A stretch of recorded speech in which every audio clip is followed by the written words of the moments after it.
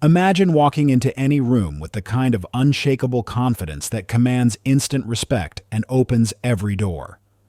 By the end of this audiobook, you'll have the exact blueprint to transform self-doubt into unstoppable power and dominate every area of your life. Your Inner Power. Audiobook by Rowan March, published by Inner Impact Books. Introduction. You're living at half capacity. There's an extraordinary version of you waiting to emerge, a version that doesn't hesitate, doesn't shrink, and doesn't let self-doubt dictate their destiny. That version of you isn't locked away by lack of talent, opportunity, or luck. It's held back by a single fundamental force: your relationship with confidence. Forget everything you think you know about confidence. It's not a personality trait you're born with, and not a magical state that some people naturally possess while others don't.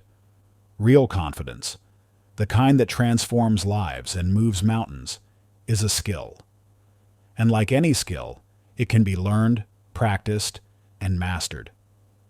You've likely tried the conventional advice: fake it till you make it, just believe in yourself, or act as if. But these surface-level strategies fail because they don't address the root of the issue. True confidence isn't about putting on a show. It's about building an unshakable foundation of self-trust from the ground up. In the chapters ahead, you'll discover why your brain's default settings are programmed for self-doubt, and more importantly, how to rewire them for unstoppable momentum. Through cutting-edge psychological insights and counterintuitive strategies, you'll master the art of turning uncertainty into action and fear into fuel. By the time you complete this journey, confidence won't be something you pursue. It will be something you embody. The voice in your head will transform from your harshest critic into your strongest ally. You'll develop the kind of unwavering self-trust that no external circumstance can shake. The extraordinary life you're meant to live is waiting on the other side. Chapter 1. The Confidence Myth. You're standing at the edge. Maybe it's a new business venture you've been dreaming about launching. Perhaps it's that conversation you need to have with your boss about the promotion you deserve. Or it could be that relationship you want to take to the next level. Whatever your edge looks like, you're frozen in place by 6 familiar words. I'll do it when I feel confident. Those words sound reasonable, even responsible. After all, shouldn't you wait until you feel ready? Isn't it wise to hold back until that surge of confidence finally arrives? But here's the truth that's going to change everything. Those 6 words are the biggest trap keeping you from the life you want, and they've been sabotaging your potential far longer than you realize. Think about it. How many opportunities have slipped through your fingers while waiting to feel confident? How many dreams have you put on hold, telling yourself you'll pursue them when you finally feel ready? The cost of this waiting game isn't just measured in missed opportunities. It's measured in years of untapped potential and unfulfilled purpose. The fundamental flaw in how we think about confidence has created an epidemic of waiting. We've been conditioned to believe that confidence is a prerequisite for action, that we need to feel capable before we can begin. This belief is so deeply ingrained that it feels like common sense. But it's actually a complete reversal of how confidence really works. Let's look at how this plays out in the real world through one of the most audacious entrepreneurial journeys of our time. In 1995, Elon Musk stood at his own edge. He had an idea that most people would have dismissed as absurd: creating an online payment system in an era when most people still didn't trust the internet with their credit card information. Did Musk feel confident about the venture that would become PayPal? By his own admission, he was terrified. In interviews, Musk has revealed that he gave himself only about a 10% chance of success.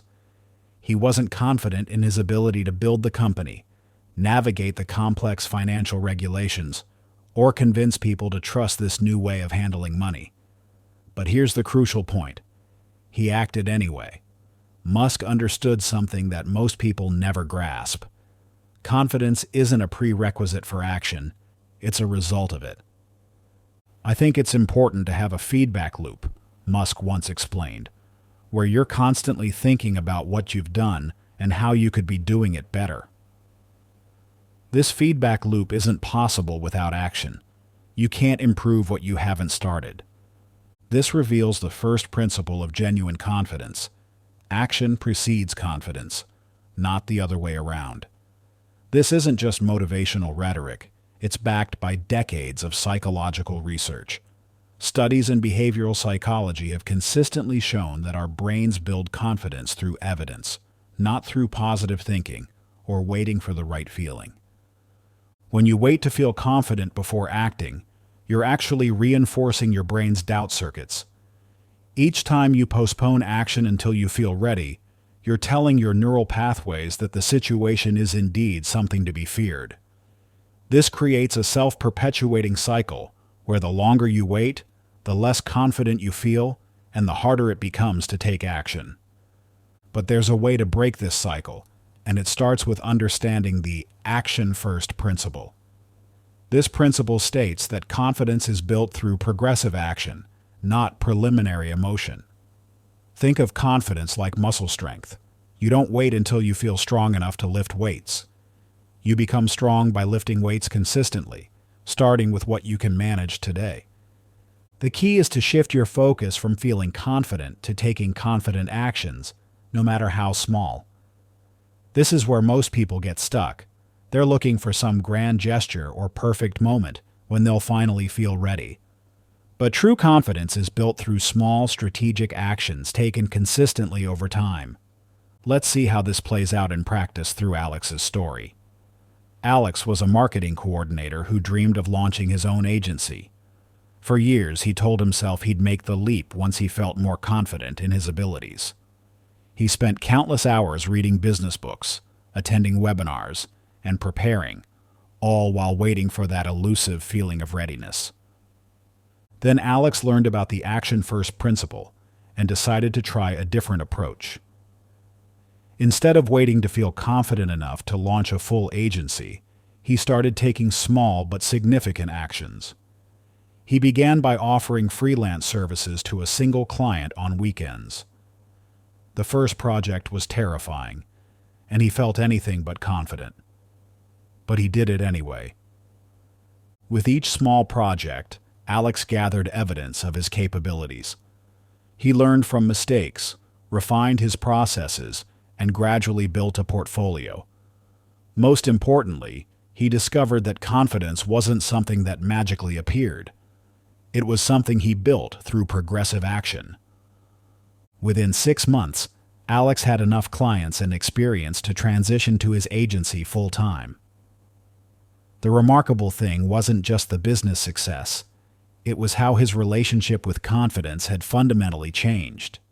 He no longer waited to feel confident before taking action. Instead, he used action as his pathway to confidence. This brings us to the practical application for your own life. The action-first principle works through 3 key mechanisms. Evidence building. Each action you take, regardless of the outcome, provides concrete evidence that you can handle challenges and uncertainty. This evidence, not positive thinking, is what builds genuine confidence. Desensitization. Regular exposure to uncertainty and challenge reduces their power over you. What once seemed overwhelming becomes manageable through repeated exposure and action. Momentum. Generation. Small actions create forward momentum that makes larger actions feel more natural and achievable. This is how you build the foundation for major life changes. The key is starting small enough that you can act despite your current level of confidence, but significant enough that it pushes you slightly outside your comfort zone. This is where real growth happens. Your challenge now is to put this principle into immediate action. Here's what you're going to do within the next 24 hours. Identify one specific action you've been postponing until you feel more confident. It should be something meaningful but manageable. Not so big that it paralyzes you, but big enough that it makes you slightly uncomfortable. Break that action down into the smallest possible first step. If it's starting a business, maybe it's registering a domain name. If it's asking for a promotion, perhaps it's writing down your key accomplishments from the past year. Commit to completing that first step within the next 24 hours, regardless of how you feel. Don't wait for confidence. Use action to build it. Remember, the confidence you're waiting for isn't going to arrive on its own. It's waiting for you on the other side of action. Your move. Chapter 2. Your Confidence Blueprint. Close your eyes for a moment. Imagine stepping through a portal and coming face to face with your future self 1 year from today. What you see stops you in your tracks.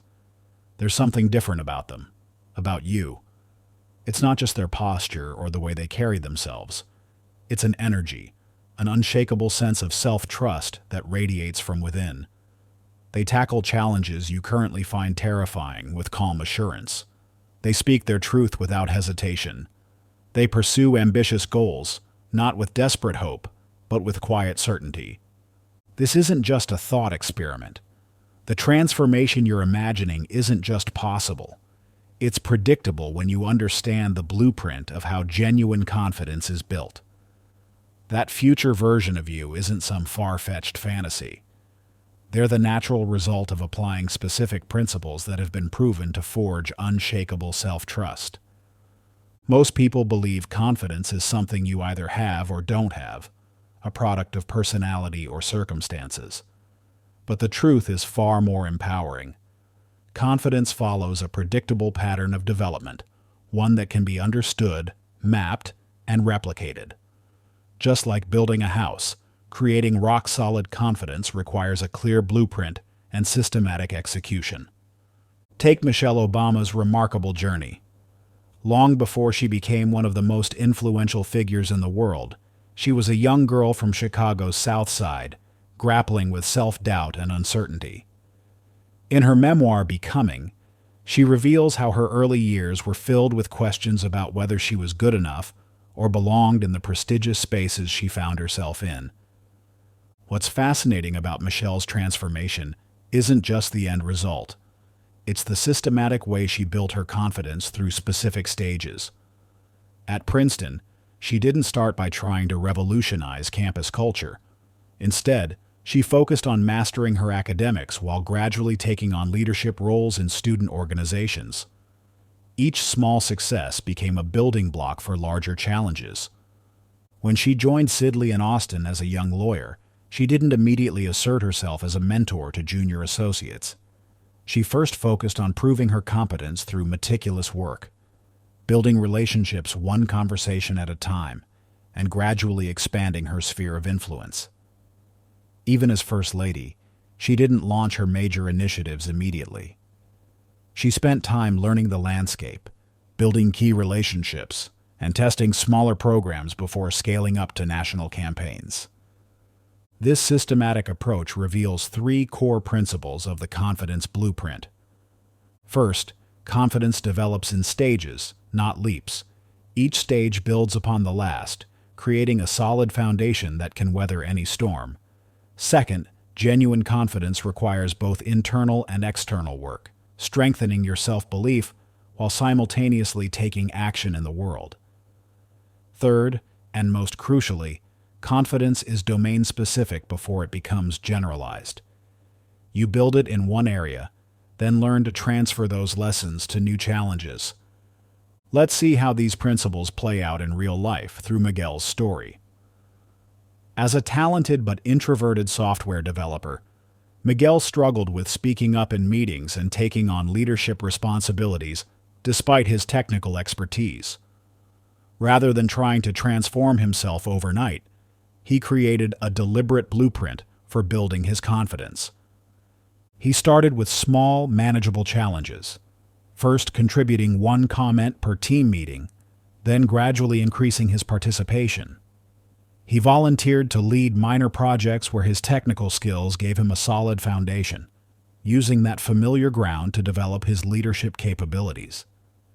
Each success, no matter how small, was carefully noted in what he called his evidence journal, concrete proof that he could handle more than he initially believed. When faced with setbacks, like a presentation that didn't go as planned, Miguel didn't retreat. Instead, he used his blueprint to break down the challenge into smaller components he could master one at a time.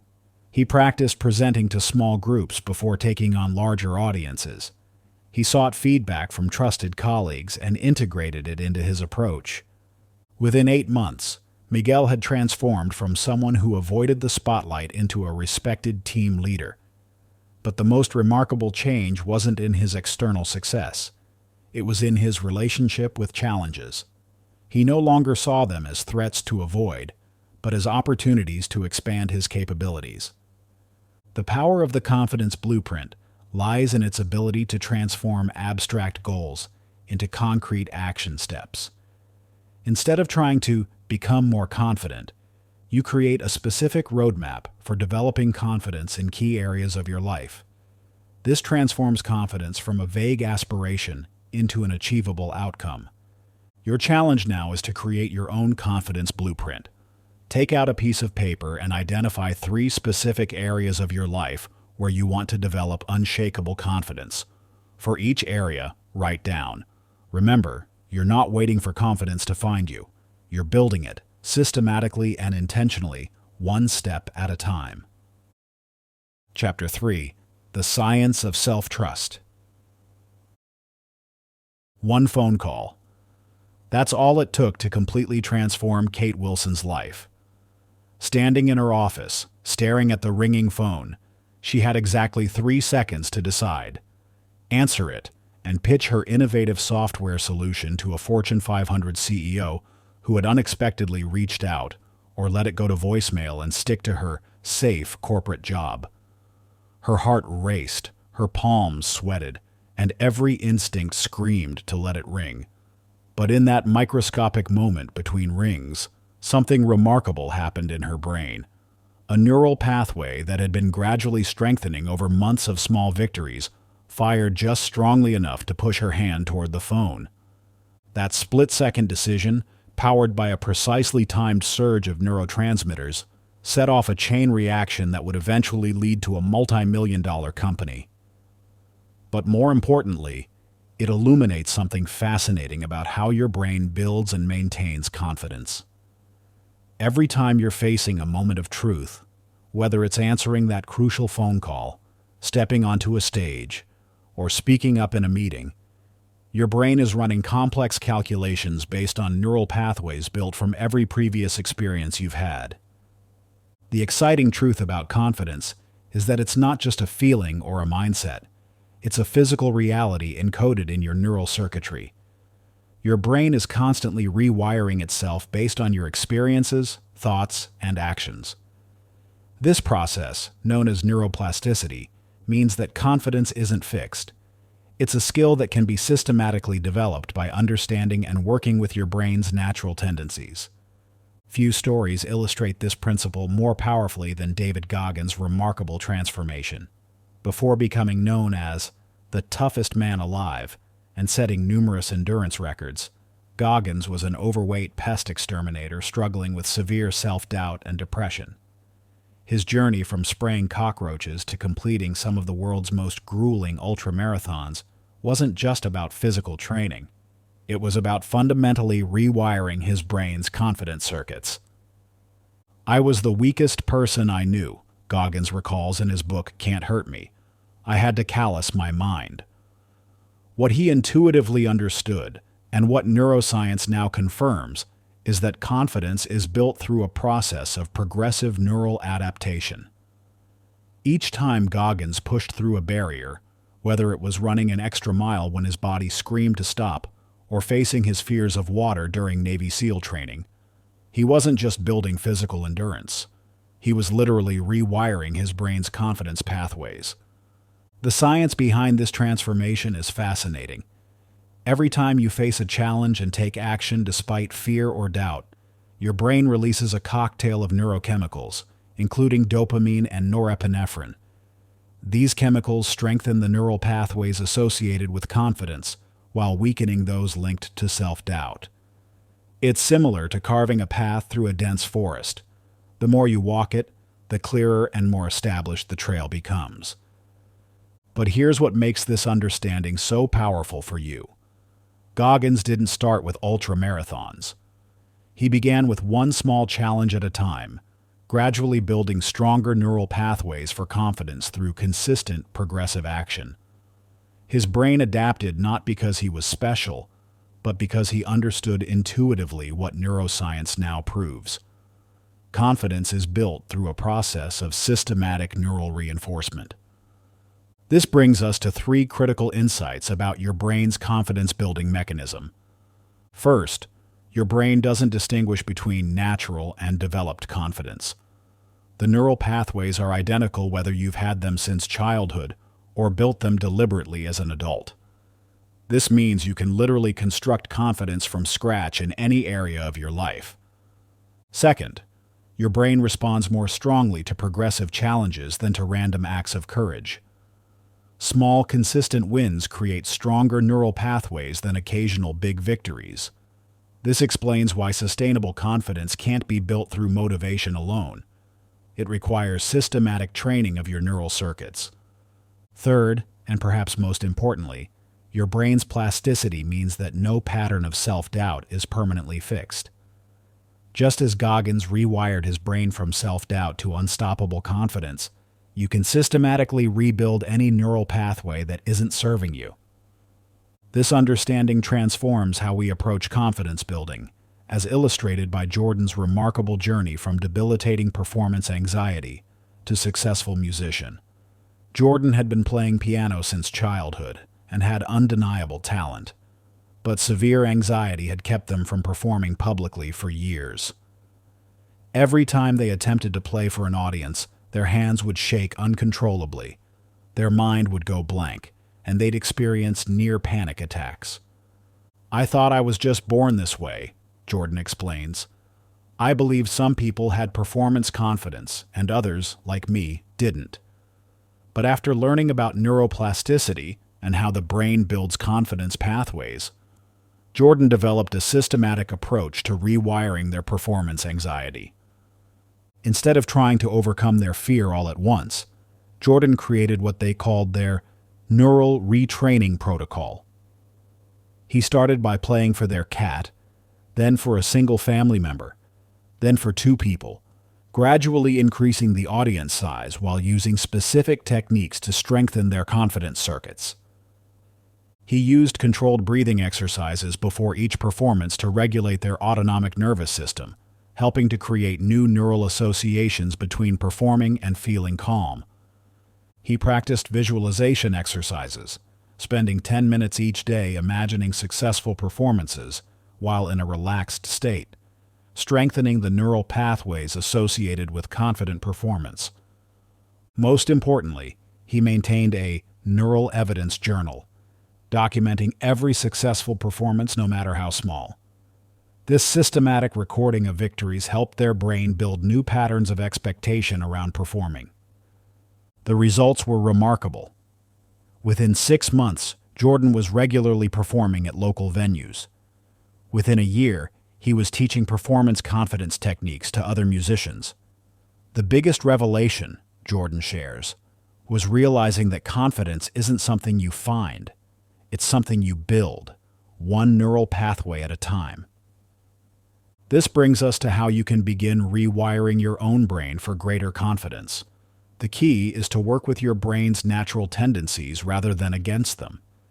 Here's a powerful exercise that leverages your brain's neuroplasticity to begin building stronger confidence circuits immediately. Find a quiet place where you won't be disturbed. Close your eyes and think of a moment when you felt absolutely confident. It doesn't matter how small or large the situation was, only that the feeling was real and clear. Now, engage all your senses in recreating that moment. What did you see? Notice the details of your environment, the expressions on people's faces, the quality of light. What did you hear? Recall the sounds, whether it was applause, words of praise, or simply the satisfied sound of your own breathing. What did you feel physically? Pay attention to your posture, the way you held yourself, the sensation of confidence in your body. What emotions were present? Let yourself fully experience the feeling of certainty, capability, and self-trust. Hold this full sensory experience for at least 30 seconds, allowing your brain to strengthen the neural pathways associated with confidence. This isn't just visualization, it's neural reinforcement. Your brain processes imagined experiences similarly to real ones, making this a powerful tool for rewiring your confidence circuits. Your challenge for the next 7 days is to practice this neural reinforcement exercise twice daily, once in the morning and once before bed. Each time, choose a different confidence memory to reinforce, gradually building a library of positive neural patterns. Keep a simple log of how the exercise affects your confidence levels throughout the day. Remember, you're not just doing a mental exercise, you're literally rewiring your brain's confidence circuits. Every time you practice, you're carving stronger neural pathways for self-trust and capable action. Just as Goggins transformed himself from the weakest person he knew into an icon of mental toughness, and just as Jordan overcame debilitating performance anxiety to become a confident musician, you can systematically rebuild your brain's confidence patterns. The neural pathways to unshakable confidence are already present in your brain. They're just waiting to be strengthened through conscious, consistent practice. Start now with your first neural reinforcement session. Your brain is ready to change. Are you ready to lead it? Chapter 4. Rewriting your story. That voice in your head just won't stop. You're not ready for this presentation. Everyone else is more qualified. You'll probably mess this up like last time. It's 3 a.m. and instead of sleeping, you're lying awake rehearsing all the ways tomorrow could go wrong. The voice is familiar. It's been your constant companion through every challenge, every opportunity, and every moment of potential growth. But what if this moment right now could be different? What if this sleepless night could become the turning point where you finally take control of your inner narrative? The stories we tell ourselves shape our reality more profoundly than any external circumstance. They're not just thoughts. They're the operating system of your confidence, the foundation of every action you take or avoid, every risk you embrace or reject. Your brain is constantly weaving experiences into narratives that either empower or limit you, and understanding this process is the key to transforming your self-talk from a critic into your strongest ally. Few stories illustrate the transformative power of personal narrative more powerfully than Maya Angelou's journey. Before becoming one of the most influential voices in literature, Angelou experienced trauma so severe that she stopped speaking entirely for nearly 5 years. As a young girl, after a devastating personal violation, she convinced herself that her voice had the power to kill, that her words had caused the death of her abuser. This narrative, born from trauma, could have silenced her forever. But Angelou's story didn't end there. Through the patient guidance of her mentor, Mrs. Bertha Flowers, she began to reshape her narrative.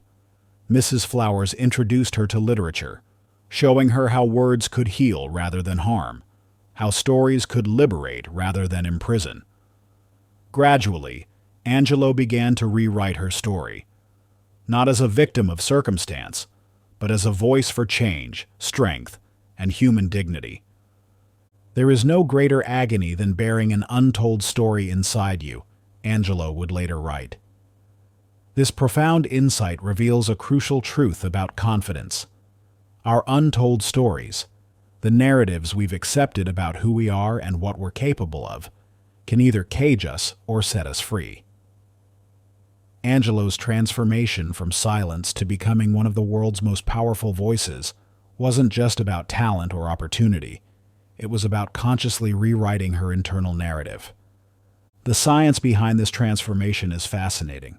Research in narrative psychology shows that our brains are literally wired for storytelling. When you tell yourself a story about who you are or what you can achieve, you're not just engaging in idle self-talk. You're actually programming your neural pathways for specific behaviors and outcomes. These self-narratives create what neuroscientists call predictive loops.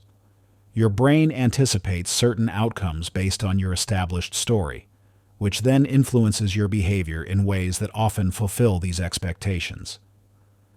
This explains why simply trying to think positive rarely creates lasting change. Your brain isn't convinced by superficial affirmations that contradict your deep internal narrative. Instead, lasting confidence comes from consciously rewriting your core stories in ways that your brain accepts as authentic and actionable. Let me help you transform your self-limiting stories through strategic narrative reconstruction. Take Chen, a technical expert who believed he wasn't a people person. Rather than forcing extroversion, Chen reframed his analytical nature as a social asset. Instead of seeing technical skills as a barrier, Chen recognized how careful listening and problem-solving actually strengthened client relationships.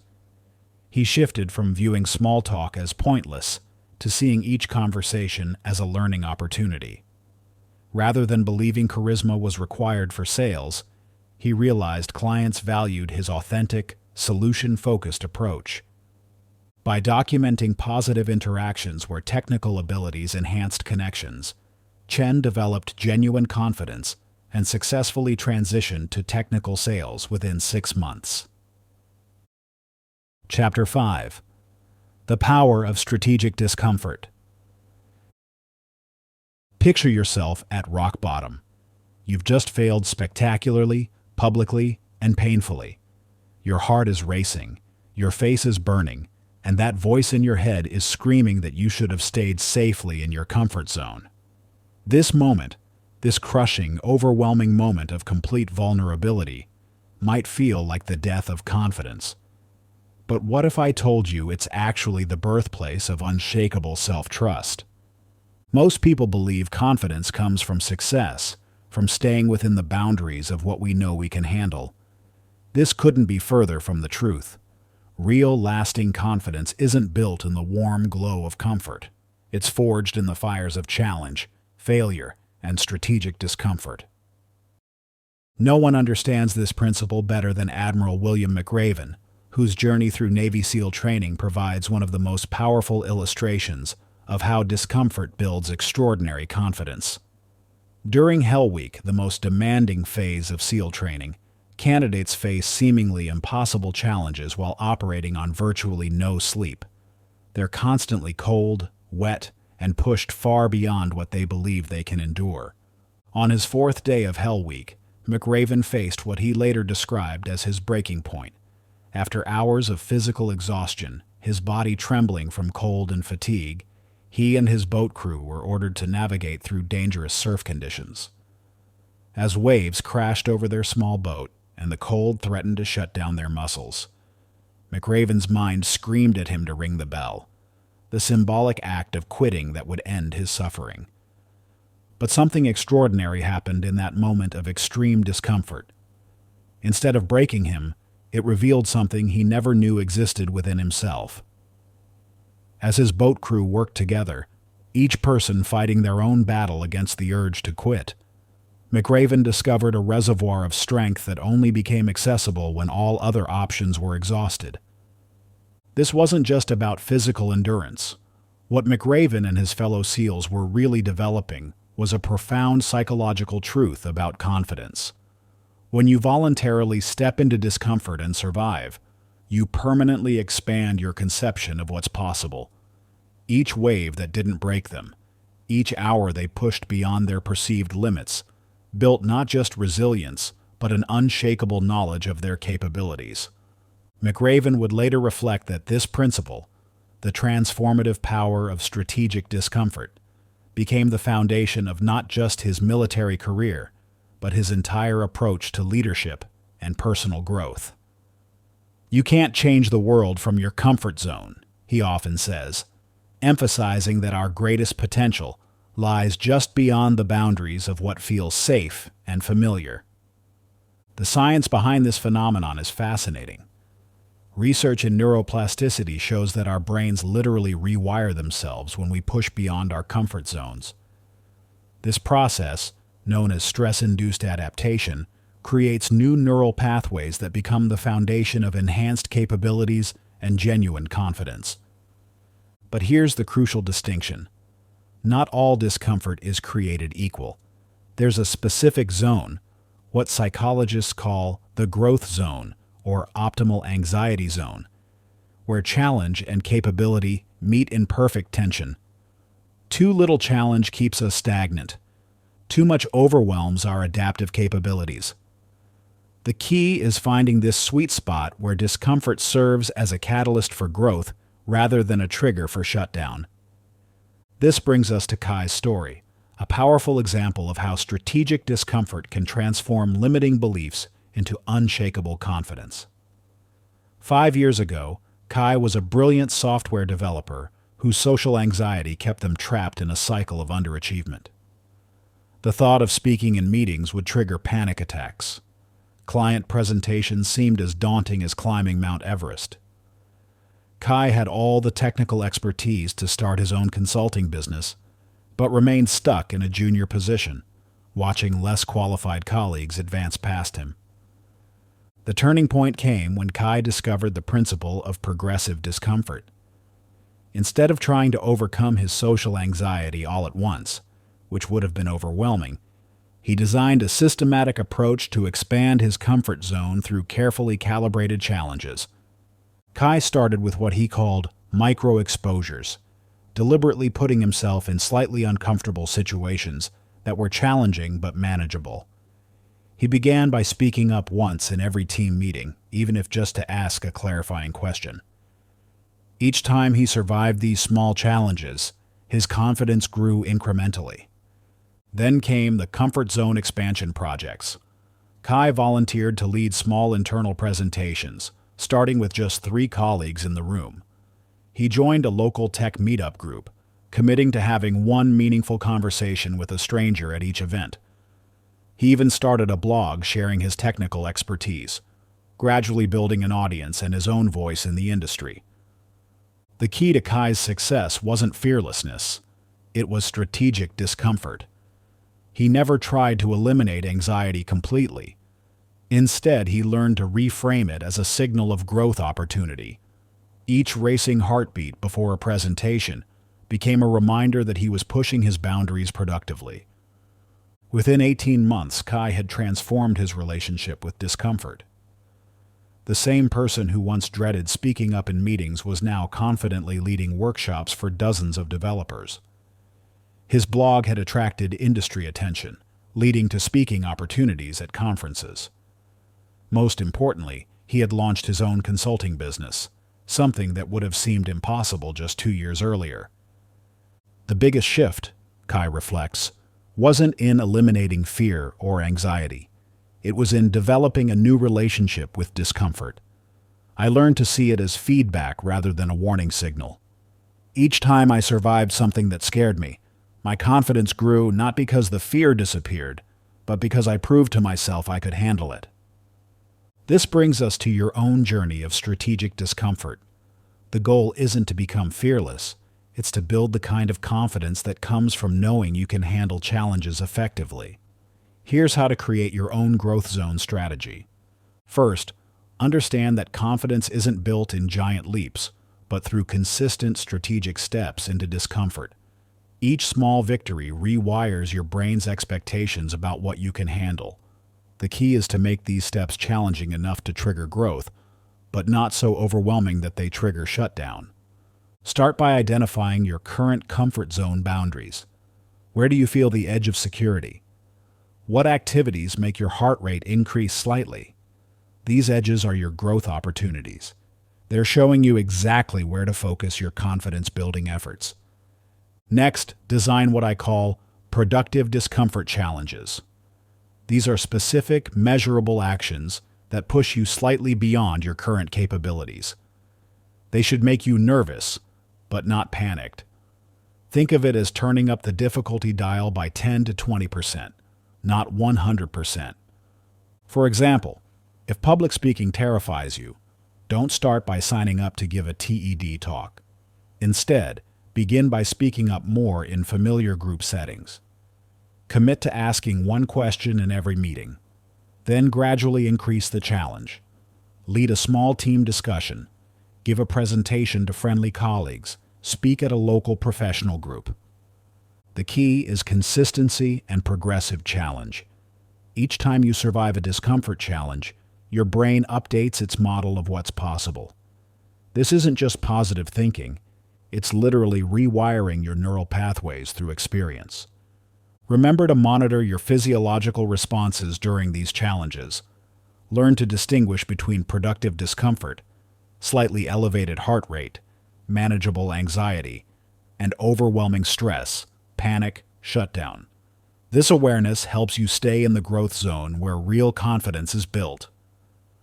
Document your progress. Keep a discomfort diary tracking each challenge you face and overcome. This creates a concrete record of your expanding capabilities, something you can return to when self-doubt creeps in. Most importantly, celebrate the attempt, not just the outcome. Every time you step into discomfort voluntarily, you're building confidence, regardless of whether you succeed in the conventional sense. Remember, the goal isn't perfection, it's expansion. This brings us to your immediate challenge. Within the next 48 hours, you're going to take one specific step outside your comfort zone. Here's how. Identify an area of your life where playing it safe has kept you from growing. Be honest. Where has comfort become a cage rather than a sanctuary? Design one specific, measurable action that would push you about 20% beyond your current comfort level. Make it challenging enough to trigger growth, but not so daunting that you'll avoid it. Set a specific time and place for this action. Write it down. Tell someone who will hold you accountable. Before you take action, write down your fears and expected obstacles. Then write down how you'll handle each one. After completing the challenge, document what you learned about yourself and your capabilities. Remember, just as Admiral McRaven discovered his true strength in the crushing waves of Hell Week, and just as Kai built a thriving business by systematically expanding his comfort zone, your path to unshakable confidence lies just beyond the boundaries of what feels comfortable today. Your challenge awaits. What's your first step? Chapter 6. Mastering Your Inner Voice. Imagine for a moment that your inner critic had to sit through an annual performance review.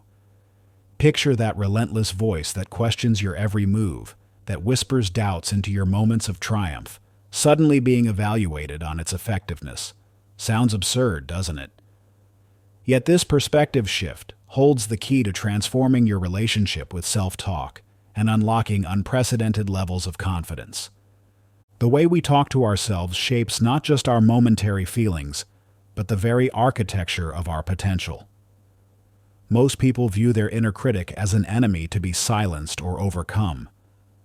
But what if this voice, even in its harshest moments, was actually attempting to serve a vital function in your growth and survival?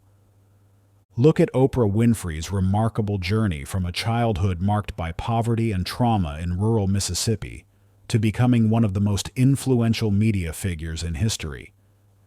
Early in her career, after being demoted from her position as Baltimore's first black female news anchor, Winfrey's inner critic was relentless. She recalls lying awake at night, haunted by thoughts of inadequacy and failure. But rather than trying to silence this voice, Winfrey made a crucial discovery that would later become a cornerstone of her phenomenal success. She learned to recognize her inner critic not as an enemy, but as a misguided protector, one that needed direction and purpose rather than elimination. I realized that this voice, as harsh as it was trying to prepare me for challenges, Winfrey has shared. Once I understood this, I could begin transforming it from a destructive force into a constructive ally. This insight led her to develop what she calls her internal advisory board, different aspects of her inner dialogue serving distinct purposes in her personal and professional growth. The science behind this approach is fascinating. Research in cognitive psychology reveals that our internal dialogue operates through three distinct voices, or mental modes. The critic, often viewed as the villain, this voice actually evolved as a survival mechanism, scanning for potential threats and weaknesses. When properly directed, it becomes a valuable source of strategic insight. The cheerleader. This voice provides encouragement and motivation, but can sometimes lack discernment. Its effectiveness depends on being balanced with realistic assessment. The wise observer. The most mature of the three, this voice maintains perspective and can mediate between the critic and cheerleader, drawing on experience and wisdom to guide decisions. This brings us to Riley's story, a powerful example of how mastering these internal voices can transform self-doubt into unshakable confidence.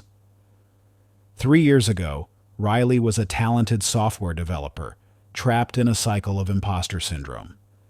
Despite a decade of experience and numerous successful projects, she constantly questioned her abilities and hesitated to pursue leadership opportunities.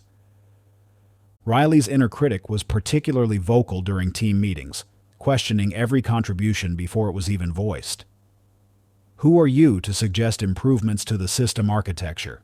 it would demand. "Everyone else here is more qualified." The turning point came when Riley learned about the three-voice framework. Instead of trying to silence the critic, she began treating it like a member of her internal team, one whose input needed to be evaluated and directed rather than accepted blindly. When the critic raised concerns about her qualifications, Riley learned to engage her wise observer. What evidence do we actually have about my capabilities? What past experiences can inform this situation? She also activated her cheerleader strategically, not for blind praise, but for specific reminders of past successes and overcome challenges. Through consistent practice, Riley developed what she called her confidence council, a balanced internal dialogue where each voice served a specific purpose. The critic helped identify areas for improvement, the cheerleader provided motivation and recognition, and the wise observer maintained perspective and strategic direction. This transformed approach to self-talk became the foundation for Riley's remarkable career transformation. Within 18 months, she had launched her own development consultancy, successfully pitched to major clients, and built a team of her own, achievements that would have seemed impossible when her critic ruled unchecked. The key insight from Riley's journey wasn't in eliminating self-doubt, but in transforming it into a constructive force for growth. They learned to ask, "What is this voice trying to protect me from? What wisdom might it hold beneath its harsh delivery?" Your exercise today is to conduct your own inner voice performance review. For the next hour, maintain a simple log of your self-talk. Note when each voice speaks, critic, cheerleader, or wise observer, and what triggers them. Don't try to change anything yet, simply observe with curiosity. Then, write a brief performance evaluation for each voice. What's working? What isn't? How could each voice better serve your growth and confidence? This isn't about passing judgment, but about understanding the current dynamics of your internal dialogue. Only by first recognizing these patterns can you begin to reshape them into powerful allies for building unstoppable confidence. Chapter 7. The Confidence Compound Effect. Have you ever considered the raw mathematical power of small improvements? If you improve just 1% each day for a year, you'll end up nearly 38 times better than where you started. Meanwhile, decreasing by 1% daily leaves you approaching zero. This isn't motivational hype, it's mathematical certainty. While you've been waiting for the perfect moment to make a dramatic change, this simple equation reveals a profound truth.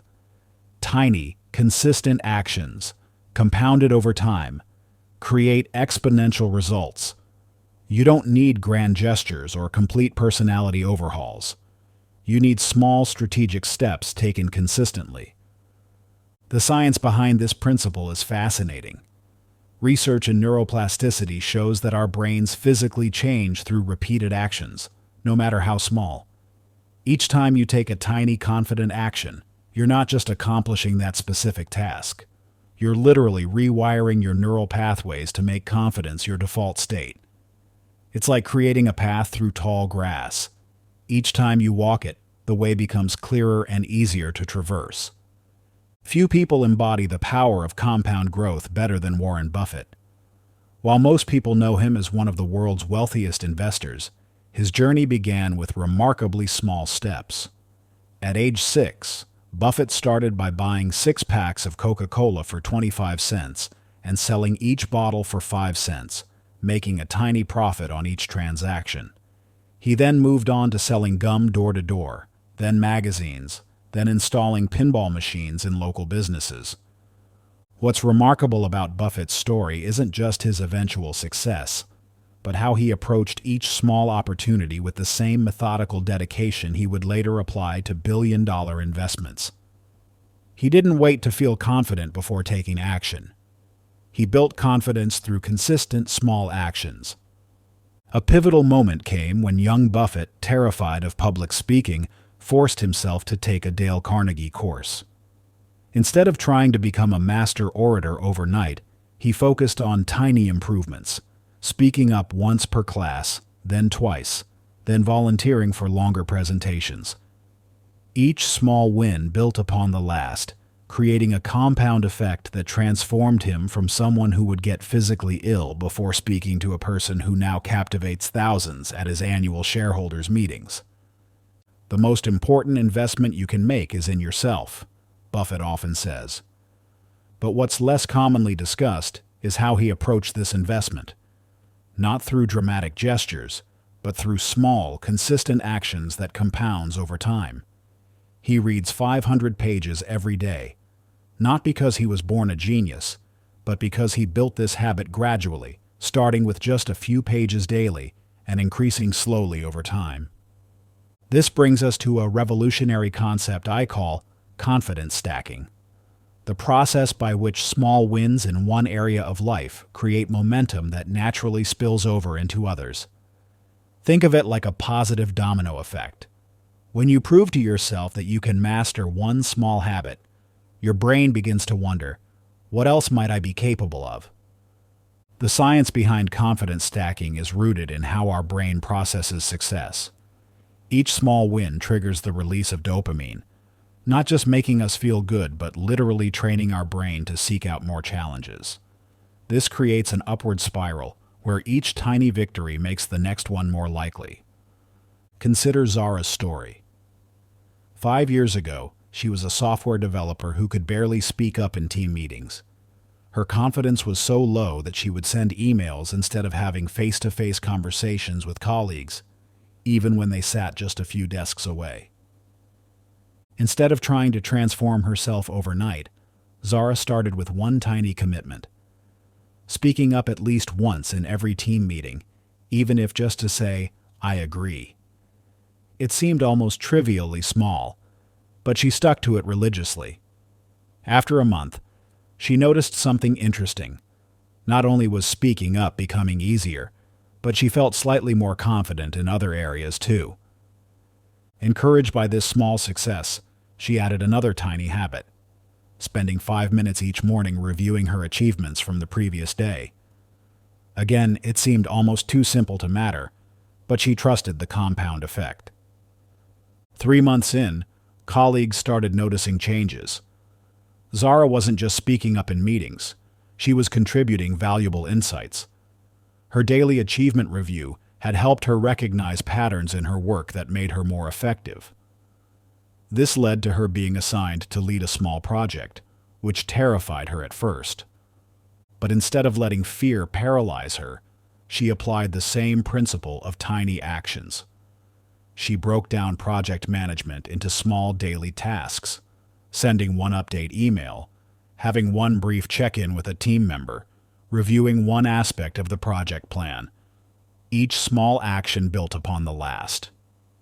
A year later, Zara had not only successfully delivered that project, but had become known as someone who could handle complex challenges with calm confidence. She was invited to speak at a tech conference, something that would have been unthinkable a year earlier.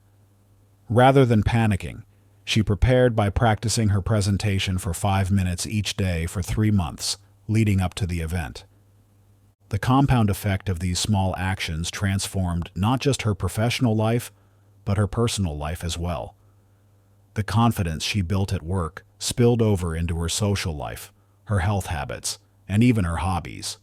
She started a local tech meetup group, began mentoring junior developers, and eventually launched her own consulting business. Looking back, Zara reflects, it's amazing how such small changes could create such massive results.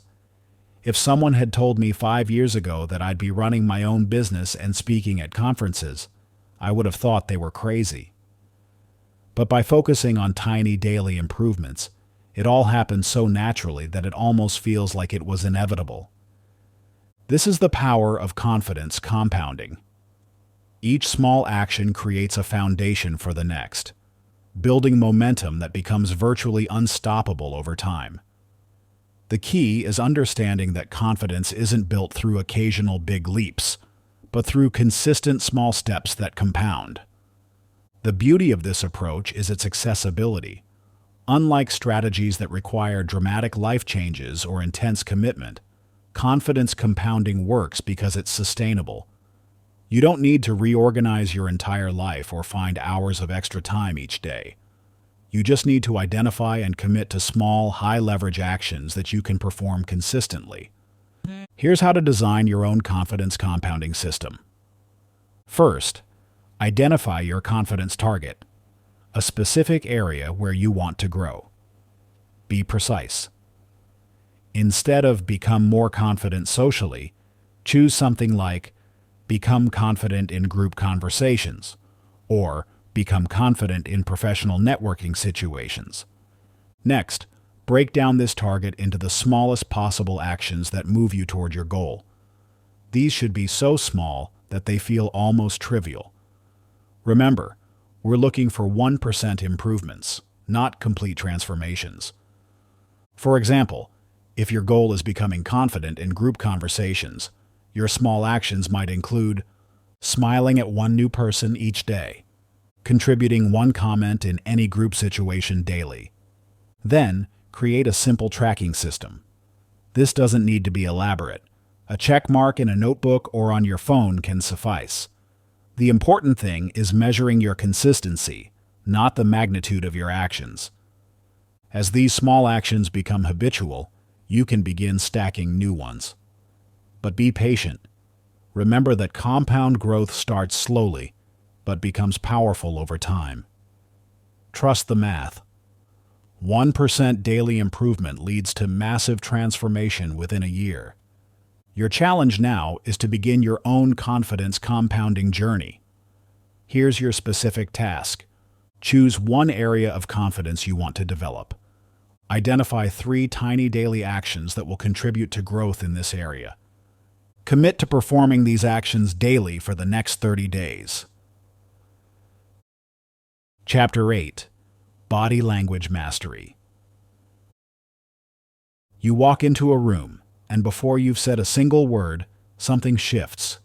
People notice. Conversations pause. Energy redirects. This isn't about looking like a movie star or wearing expensive clothes.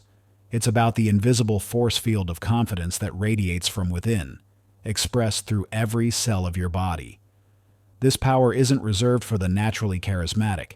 It's a skill you can master through precise physical adjustments that reshape both how you feel and how others perceive you.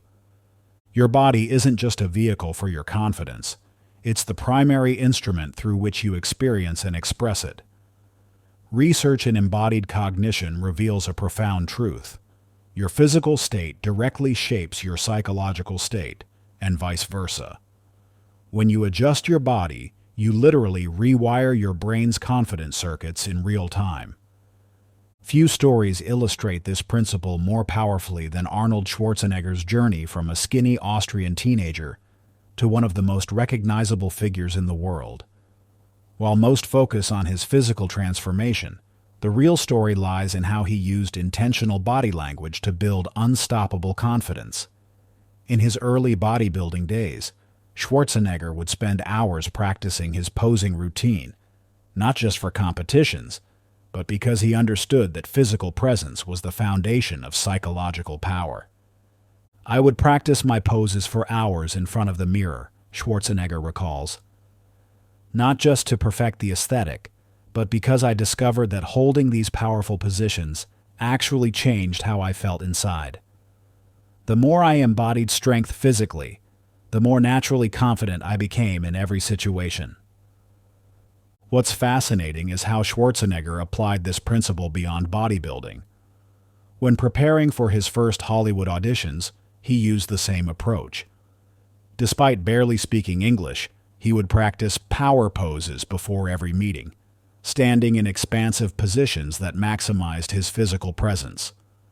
This wasn't just about looking confident. Research shows that holding such poses for just 2 minutes increases testosterone and decreases cortisol, creating a biochemical confidence boost. The science behind this is remarkable. Studies in neuroplasticity show that your brain can't distinguish between confidence that starts in the mind versus the body. When you adjust your physiology to mirror confident body language, your brain automatically begins producing the corresponding emotional state. It's a hack that bypasses the usual think your way to confidence approach, creating immediate shifts in both how you feel and how others respond to you. This brings us to Dev's story, a software engineer whose career was stalling despite brilliant technical skills. In team meetings, Dev would unconsciously make himself smaller, shoulders hunched, arms crossed, gaze down. This posture wasn't just reflecting low confidence, it was actively creating it. Through working with a body language coach, Dev learned that confidence has a specific physical geometry. He started with 3 basic adjustments: lengthening his spine, broadening his shoulders, and maintaining steady eye contact. At first, these changes felt unnatural, even uncomfortable, but Dev committed to practicing these adjustments for just 5 minutes each morning in front of a mirror. The transformation was remarkable. Within weeks, colleagues began responding differently. Dev's ideas, which had always been valuable, were suddenly being heard and implemented. Project leads started requesting Dev for his teams. The most surprising change came during Dev's performance review, when his manager noted, "You've really grown into a leadership presence these past few months." What changed? Not Dev's technical abilities or experience, just his physical presence. By adjusting his body language, Dev had literally reshaped both his self-perception and others' perception of them. Within 6 months, Dev was promoted to team lead, a position they had previously believed was out of reach. The key insight from both Schwarzenegger and Dev's stories is that confident body language isn't just about external appearance. It's about creating a feedback loop between your physical state and your psychological state. When you adjust your body, you adjust your brain's confidence settings. Here's how this works in practice. Research shows that confidence has specific physical markers. When you consciously adopt these physical patterns, you trigger what neuroscientists call postural feedback. Your brain interprets these confident positions as evidence that you are confident and begins adjusting your emotional state and hormone levels to match. The beauty of this approach is its immediacy. While many confidence-building strategies take weeks or months to show results, physical adjustments create instant shifts in both how you feel and how others perceive you. You can literally walk into a room differently 5 minutes from now and experience a measurable change in your confidence levels. But here's what's really fascinating. When you maintain these physical adjustments consistently, they begin to rewire your neural pathways. What starts as conscious adjustment becomes your natural way of being.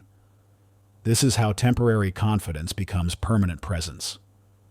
Think of it like learning to drive. At first, every movement requires conscious thought, but with practice, these actions become automatic. The same principle applies to confident body language.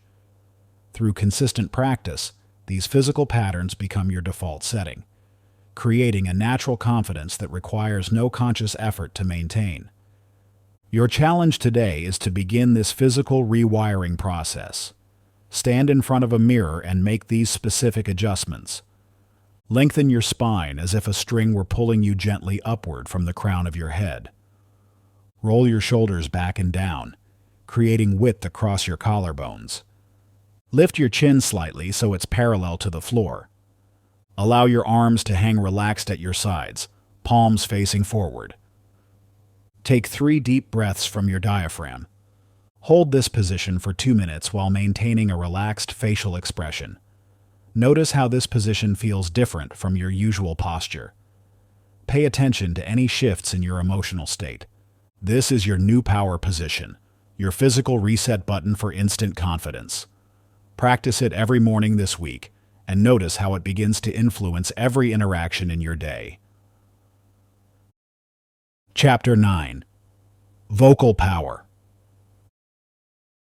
Close your eyes for a moment. Listen to these 2 versions of the same message. Version 1, spoken quickly with rising inflection. Hi, I'm here to present our quarterly results. I think you'll find them interesting. Version 2, slower, deeper, with measured pace. I'm here to share our quarterly results. What you're about to see will transform how we approach next year. The difference is striking, isn't it? Same words, radically different impact. This isn't just about communication, it's about how your voice shapes both your internal confidence and others' perception of your capabilities. Every time you speak, you're not just conveying information. You're broadcasting your level of self-trust to the world, and more importantly, to yourself. The science behind vocal confidence is fascinating. Research shows that the human brain makes judgments about someone's competence and authority within the first 0.2 seconds of hearing their voice. These instant assessments happen before our conscious mind even processes the words being spoken. But here's the powerful twist. These vocal qualities don't just affect how others perceive you. They fundamentally alter your own psychological state.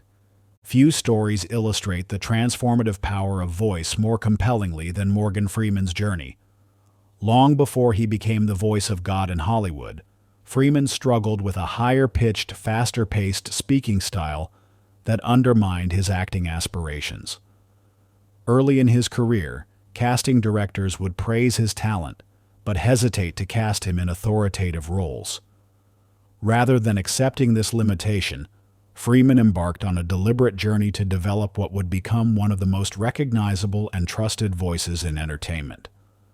The pivotal moment came during his time working as a transcript clerk in Los Angeles.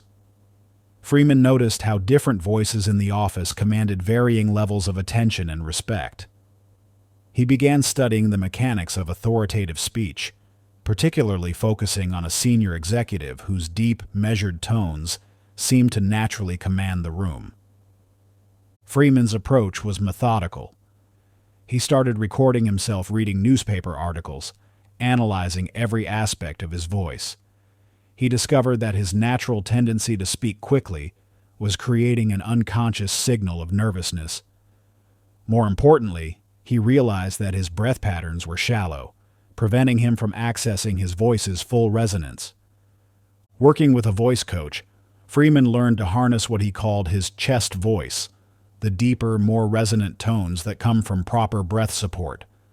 He practiced speaking at roughly 70% of his usual pace, allowing each word to carry its full weight.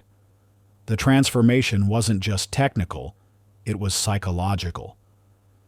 As Freeman later shared in interviews, "When I learned to trust my voice, to really let it resonate, I started trusting myself more deeply too." The breakthrough came during a theater production where Freeman was understudying for a major role. When the lead actor fell ill, Freeman stepped in, employing his newly developed vocal presence. The audience's response was immediate and powerful. Critics noted his commanding presence and authoritative delivery. What they didn't know was that this wasn't just natural talent. It was the result of deliberate practice in understanding how voice shapes both perception and self-confidence. Freeman's dedication to vocal mastery continued throughout his career. Even after achieving success, he maintained specific practices, speaking at a measured pace of about 120 words per minute, significantly slower than average conversation, allowing strategic pauses for emphasis, and always speaking from his diaphragm rather than his throat. These weren't just performance techniques. They became fundamental tools for building and maintaining confidence in any situation. The voice-confidence connection has scientific backing. Lower-pitched, resonant speech increases testosterone and decreases cortisol, while slower speaking activates the parasympathetic nervous system, reducing anxiety. Consider Luna, a marketing manager who transformed her career through vocal training. Though strategically skilled, her fast, high-pitched delivery undermined her impact until she recorded herself and recognized she rushed through presentations, using uptalk that weakened her message. She created a confidence voice protocol, spending 10 minutes daily on breathing and vocal exercises. Her elevator practice involved using private elevator rides to transition between her regular and leadership voices. The results emerged gradually but significantly. Colleagues engaged more deeply with her ideas, and she felt more aligned with her expertise. When asked to present at an industry conference, her new vocal confidence led to success and additional speaking opportunities. To develop your own vocal confidence, focus on 4 key elements. Pitch. Find your natural speaking level through humming. Pace. Aim for 120 to 150 words per minute with strategic pauses. Resonance. Speak from your chest, not throat. Breath support. Use diaphragmatic breathing. For immediate improvement, try the 2-minute voice transform. Record yourself discussing a passion project, then re-record with these adjustments. Slow to 70% speed. Use chest resonance. End statements definitively. Include strategic pauses. Compare recordings to understand how vocal adjustments affect both your projection and internal confidence. Chapter 10. Social Confidence. Secrets. What if I told you that the butterflies in your stomach before walking into a room full of strangers aren't your enemy, but actually your secret weapon? That racing heart, those sweaty palms, they're not signs of weakness. They're indicators that your body is preparing for peak performance, just like an athlete before a big game. The anxiety you feel in social situations isn't a flaw to fix. It's raw energy waiting to be channeled into magnetic charisma. Most people spend years trying to eliminate social anxiety, never realizing they're fighting against one of their greatest potential assets. The key isn't to become fearless. It's to transform that nervous energy into authentic social power. This isn't just motivational talk. It's backed by fascinating evolutionary psychology that explains why our social instincts developed this way. Will Smith's journey from West Philadelphia to global superstardom provides a masterclass in this transformation. Before becoming one of Hollywood's most charismatic figures, Smith struggled with intense social anxiety. In his early teens, he was often paralyzed by fear before social interactions, especially when trying to connect with new people or perform in front of others. What's particularly interesting about Smith's story is how he deliberately reframed his nervous energy.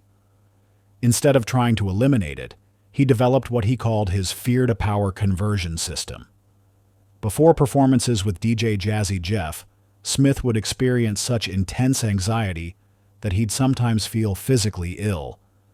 Rather than fighting these sensations, he started viewing them as his body's way of preparing him for peak performance. The fear is like rocket fuel, Smith later explained in interviews. The key is not getting rid of the fear. The key is learning to dance with it. He began implementing specific techniques before social interactions. When his heart would race before a performance, Instead of interpreting it as anxiety, he'd tell himself, "My body is charging up for something amazing." This simple reframe began changing his entire relationship with social situations.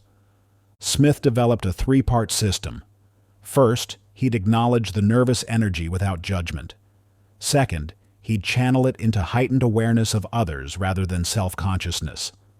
Third, he'd focus on genuine connection rather than perfect performance. This approach led to what many now consider natural charisma, but it was actually a carefully cultivated skill. The science behind this approach is fascinating. Research shows that social anxiety triggers the same physiological responses as excitement. The only difference is our interpretation. When we label these sensations as anxiety, we create a self-fulfilling prophecy of discomfort. When we reframe them as social energy, they become a source of power.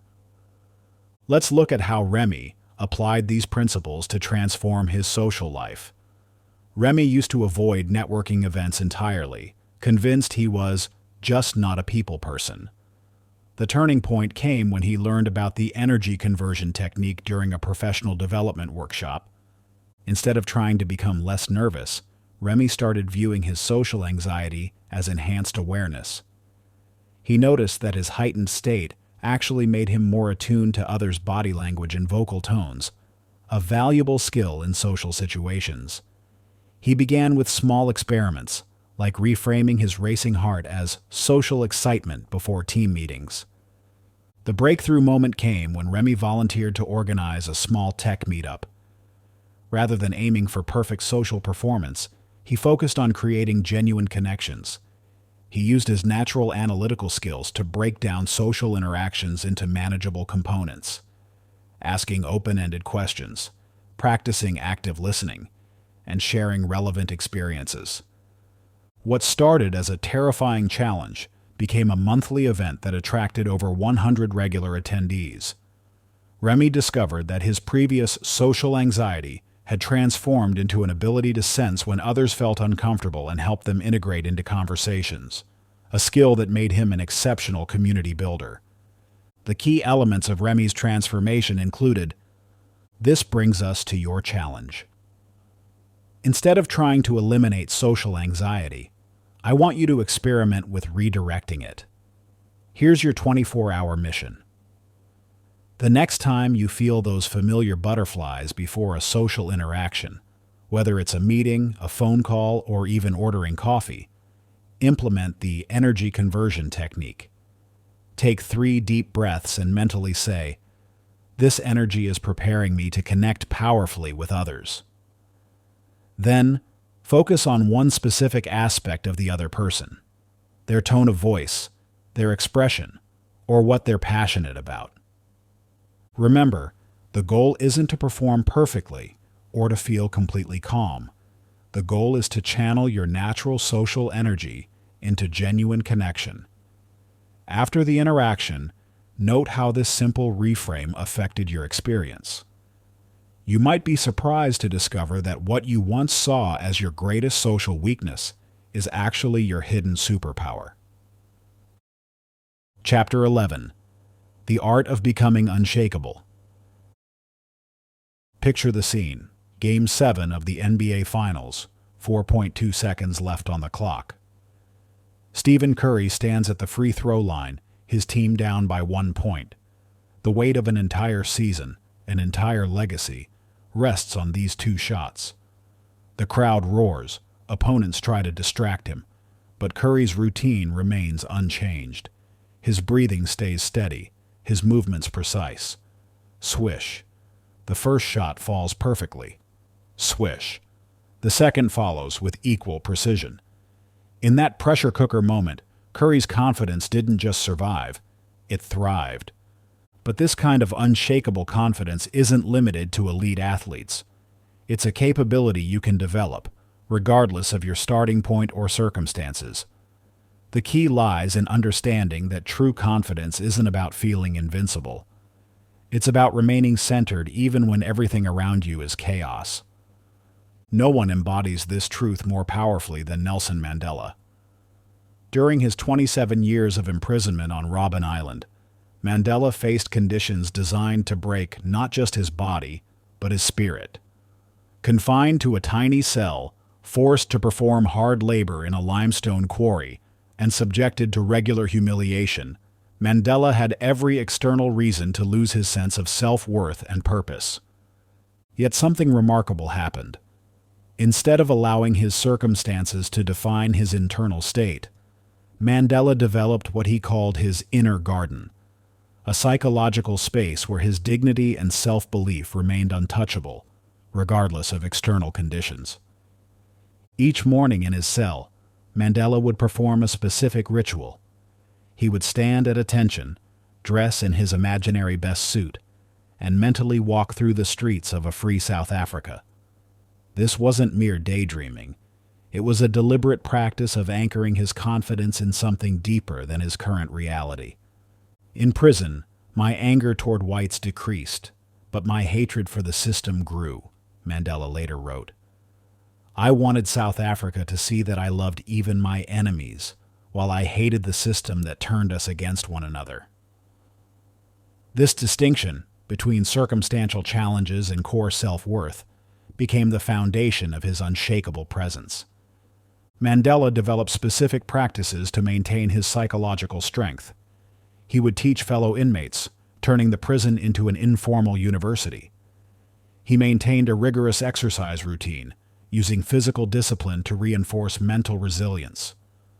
Most importantly, he practiced what he called strategic optimism, the ability to acknowledge current hardships while maintaining absolute certainty in eventual triumph. This brings us to a crucial insight about unshakable confidence. It's not about ignoring challenges or maintaining artificial positivity. It's about developing deep psychological anchors that keep you steady regardless of external storms. Consider Theo, a senior marketing executive who faced his own test of confidence during the economic upheaval of 2020. After 15 years building a successful career in traditional marketing, his industry transformed virtually overnight. Companies were slashing budgets, his role became increasingly precarious, and the skills he'd relied on seemed suddenly obsolete. The hardest part wasn't the external changes, Theo recalls. It was maintaining belief in myself when everything I'd built my professional identity around was shifting. Like many, his initial response was to grip tighter to what he knew, to try to wait out the storm. But as weeks turned to months, he realized he needed a different approach. Drawing inspiration from Mandela's example, Theo developed what he called his confidence bedrock, core anchors of self-trust that remained stable regardless of circumstances. First, he identified his transferable strengths, his ability to understand human behavior, his skill in strategic thinking, and his capacity for rapid learning. These became his psychological foundation. Next, Theo created a morning ritual that would make Mandela proud. Before checking any news or emails, he would spend 20 minutes in what he called his capability space, reviewing past successes, visualizing future achievements, and connecting with his core strengths. This wasn't about ignoring reality, but about approaching challenges from a place of psychological strength. The turning point came when Theo realized that true confidence isn't about knowing the path. It's about trusting your ability to find one. He began treating his career transition as a laboratory for growth rather than a crisis to survive. Each setback became data, each challenge an opportunity to demonstrate his adaptability. Over 6 months, Theo transitioned into digital marketing strategy, eventually launching his own consultancy. The skills were different, but the core confidence principles remained the same, he explains. Success isn't about never falling. It's about knowing you'll always find your feet. This brings us to your path toward unshakable confidence. The key lies in establishing what psychologists call internal locus of evaluation, anchoring your self-trust in elements you can control rather than external circumstances. The research is clear. Confidence that depends on constant success is fragile. True psychological stability comes from developing what we call deep anchors, fundamental beliefs about your capabilities that remain steady, regardless of temporary setbacks. Here's your visualization exercise for establishing these anchors. Find a quiet space where you won't be interrupted for the next 5 minutes. Close your eyes and bring to mind 3 moments in your life where you faced significant challenges and emerged stronger. For each memory, identify the specific internal quality that helped you prevail. Perhaps it was resilience, creativity, or determination. Now imagine these qualities as roots extending deep into the earth beneath you. Feel how they stabilize you, how they remain unchanged regardless of what storms may come. This is your confidence bedrock, not based on constant success, but on your proven ability to navigate life's challenges. When you open your eyes, write down these 3 qualities. These become your go-to anchors when facing uncertainty. The next time you encounter a challenging situation, consciously connect to these roots before taking action. Remember, unshakable confidence isn't about never feeling fear or doubt.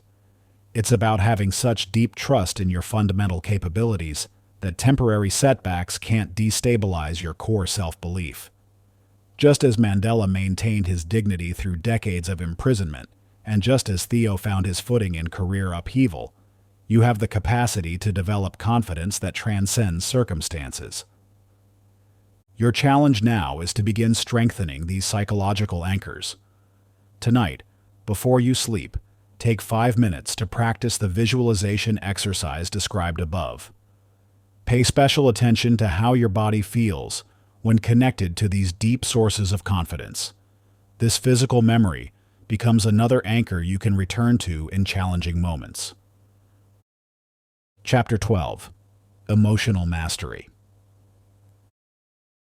Here's a paradox that might surprise you. Your greatest source of confidence lies hidden within the very feelings you've been taught to suppress. That flutter in your stomach before a big presentation, that moment of self-doubt before taking a leap. These aren't weaknesses to overcome, but powerful allies waiting to be understood. The neuroscience is fascinating. When you try to appear invulnerable, your brain actually enters a state of heightened stress, draining the very cognitive resources you need for peak performance.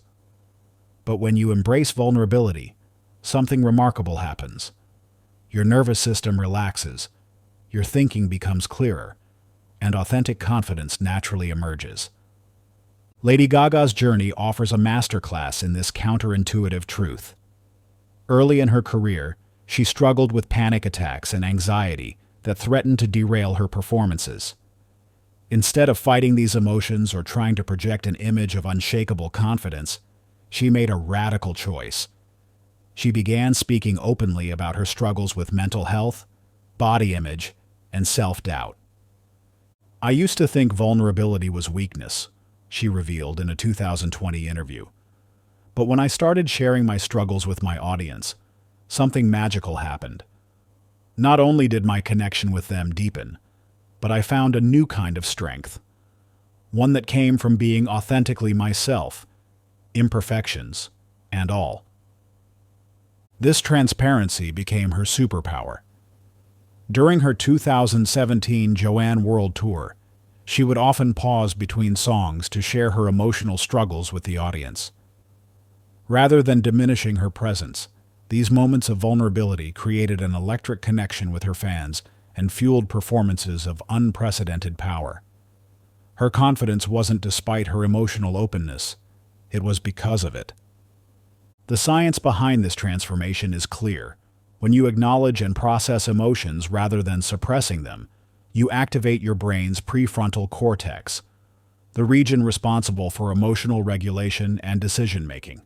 This creates what neuroscientists call emotional coherence, a state where your internal experience and external expression align, freeing up massive amounts of mental energy previously spent maintaining a facade. Consider Jin, a third-year surgical resident who struggled with performance anxiety during complex procedures. Initially, Jin tried to suppress these feelings, believing that real surgeons don't get nervous. But the more he fought against his anxiety, the more it intensified, sometimes causing his hands to shake at crucial moments. Everything changed when Jin's mentor shared an unexpected perspective. The best surgeons aren't the ones who feel no fear. They're the ones who understand their fear and use it to heighten their focus. This insight sparked a transformation in Jin's approach. Instead of trying to eliminate anxiety, Jin began what he called emotional check-ins before each procedure.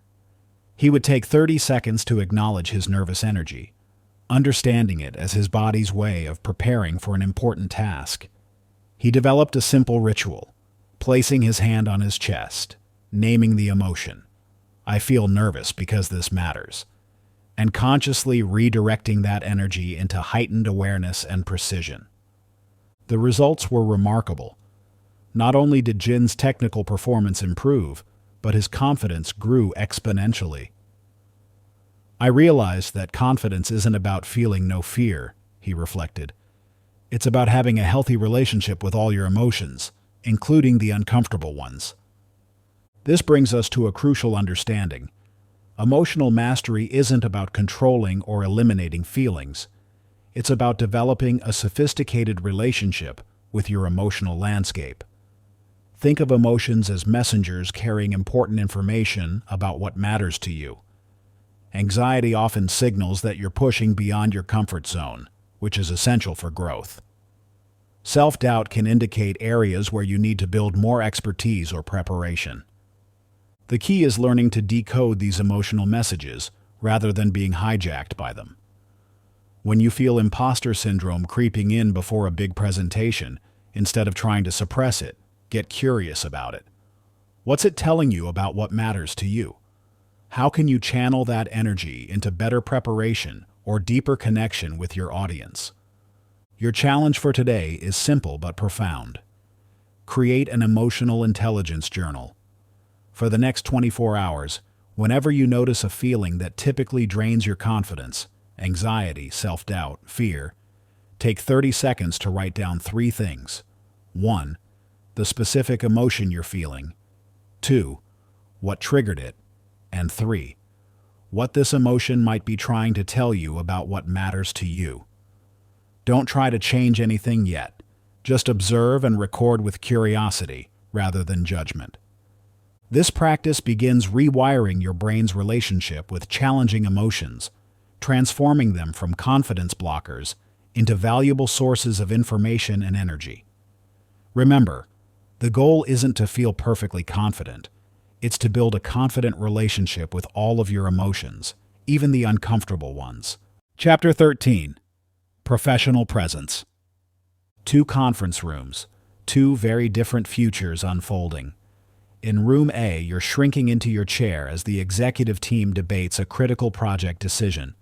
Your insights remain trapped behind hesitation, your expertise muted by self-doubt. The moment passes, and with it goes an opportunity to shape the company's direction. In Room B, you're leaning forward slightly, voice steady as you articulate a perspective that shifts the entire conversation. The room's energy changes. People are nodding, taking notes, building on your ideas. Same expertise, same knowledge, but a completely different outcome through the power of professional presence. The difference between these scenarios isn't talent or capability. It's the specific way you show up and own your space in professional settings. This is what Indra Nooyi understood intrinsically during her remarkable ascent from middle-class Madras to the pinnacle of global business leadership at PepsiCo. Early in her career at Boston Consulting Group, Nooyi faced a pivotal challenge. As the only woman of color in most rooms, she noticed how traditional corporate presence often meant conforming to a narrow model of leadership behavior. Rather than mimicking others, she made a bold choice to develop what she called her integrated presence, combining sharp business acumen with authentic cultural elements and genuine warmth. One particular incident crystallized this approach. During a high-stakes client presentation, instead of adopting the standard corporate demeanor, she drew upon her experience singing in an Indian rock band to command the room with dynamic energy and storytelling. The presentation was a massive success, not despite, but because of her unique presence. I learned that confidence in professional settings isn't about fitting into someone else's template, Nui later reflected. It's about thoughtfully bringing your whole self to each situation while maintaining unwavering professional standards. This philosophy guided her through increasingly senior roles, ultimately leading to her transformational 12-year tenure as PepsiCo's CEO. Nui developed specific practices that anyone can adapt to build commanding professional presence. She prepared extensively for every meeting, but remained flexible enough to read the room and adjust her approach in real time. She mastered what she called presence calibration, knowing when to dial up authority and when to emphasize collaboration. Most importantly, she treated presence as a skill to be continuously refined rather than a fixed trait. This brings us to Adrian, a brilliant engineer at a rapidly growing tech company. Despite consistently delivering exceptional code, Adrian struggled to gain recognition or influence beyond his immediate team. His technical insights often went unheard in cross-functional meetings, and they were passed over for leadership opportunities despite his expertise. The turning point came during a critical system outage. While other engineers frantically debated solutions in a war room, Adrian noticed a pattern in the error logs that everyone else had missed.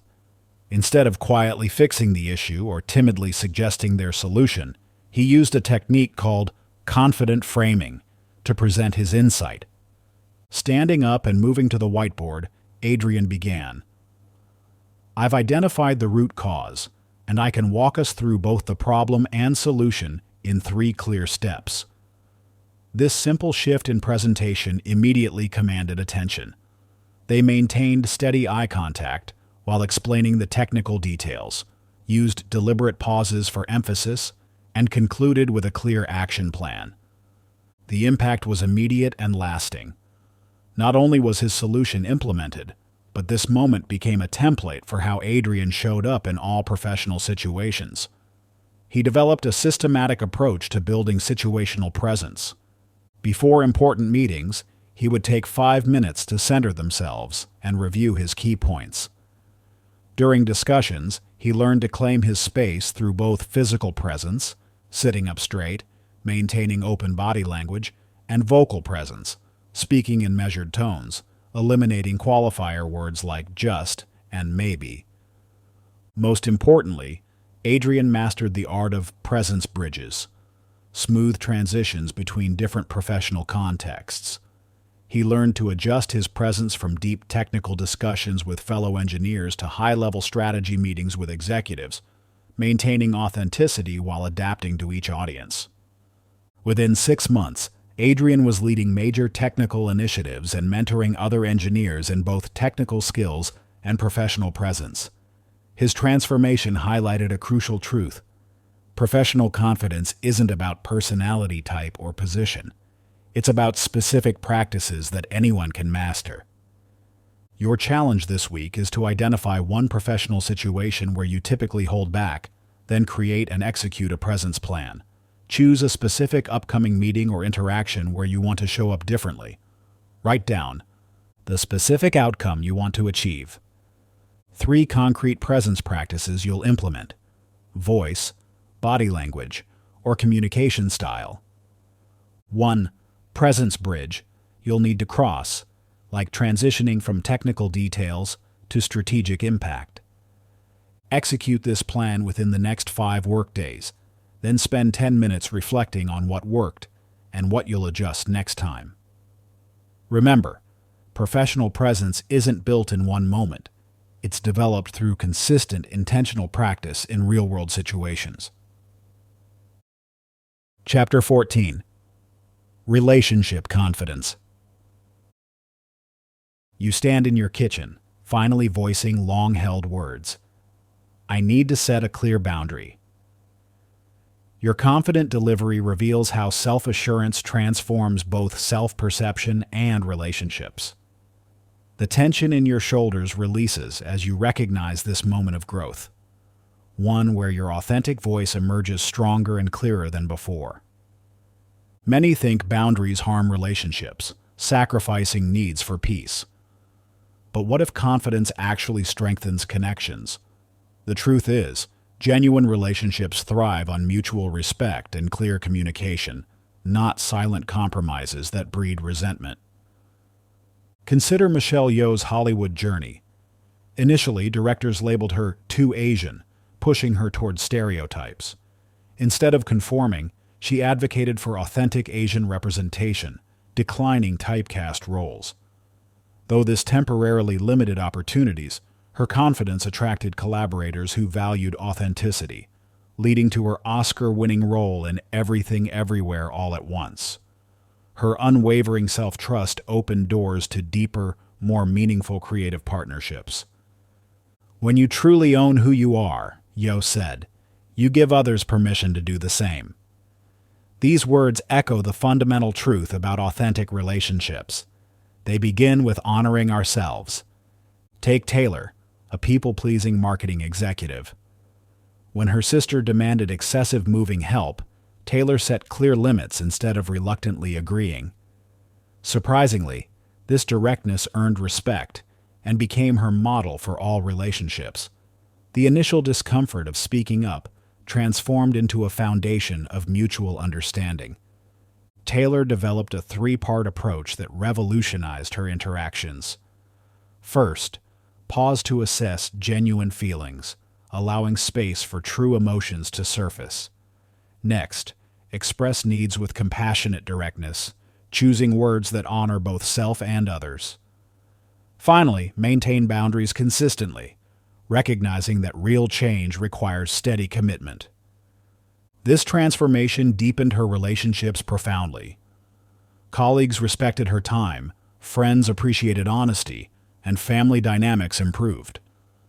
The authentic connections that emerged proved far more fulfilling than the superficial harmony of people-pleasing. Relationship confidence works through an interconnected system. Self-trust forms the foundation, clear expression builds the framework, and boundary maintenance reinforces the structure. These elements create a reinforcing cycle, strengthening connections through authenticity while maintaining healthy limits. Your task: examine 3 key relationships. For each, identify a needed boundary that you've hesitated to set, how to express it confidently while honoring the relationship, and one specific action to maintain it consistently. This isn't about creating walls. It's about building bridges that respect both sides.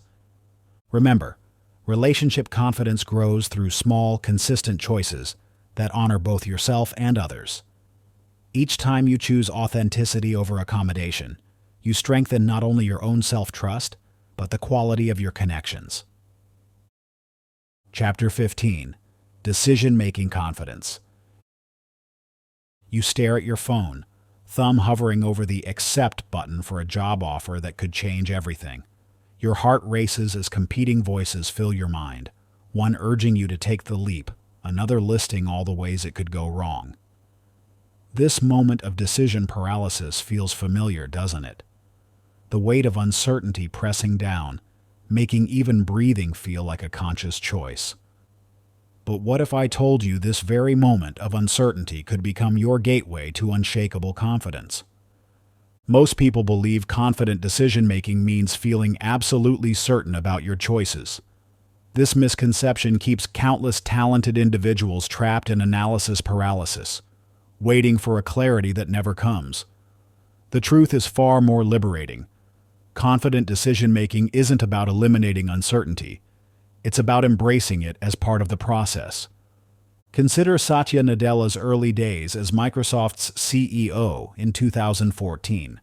He inherited a company losing ground to competitors, with a culture many considered toxic.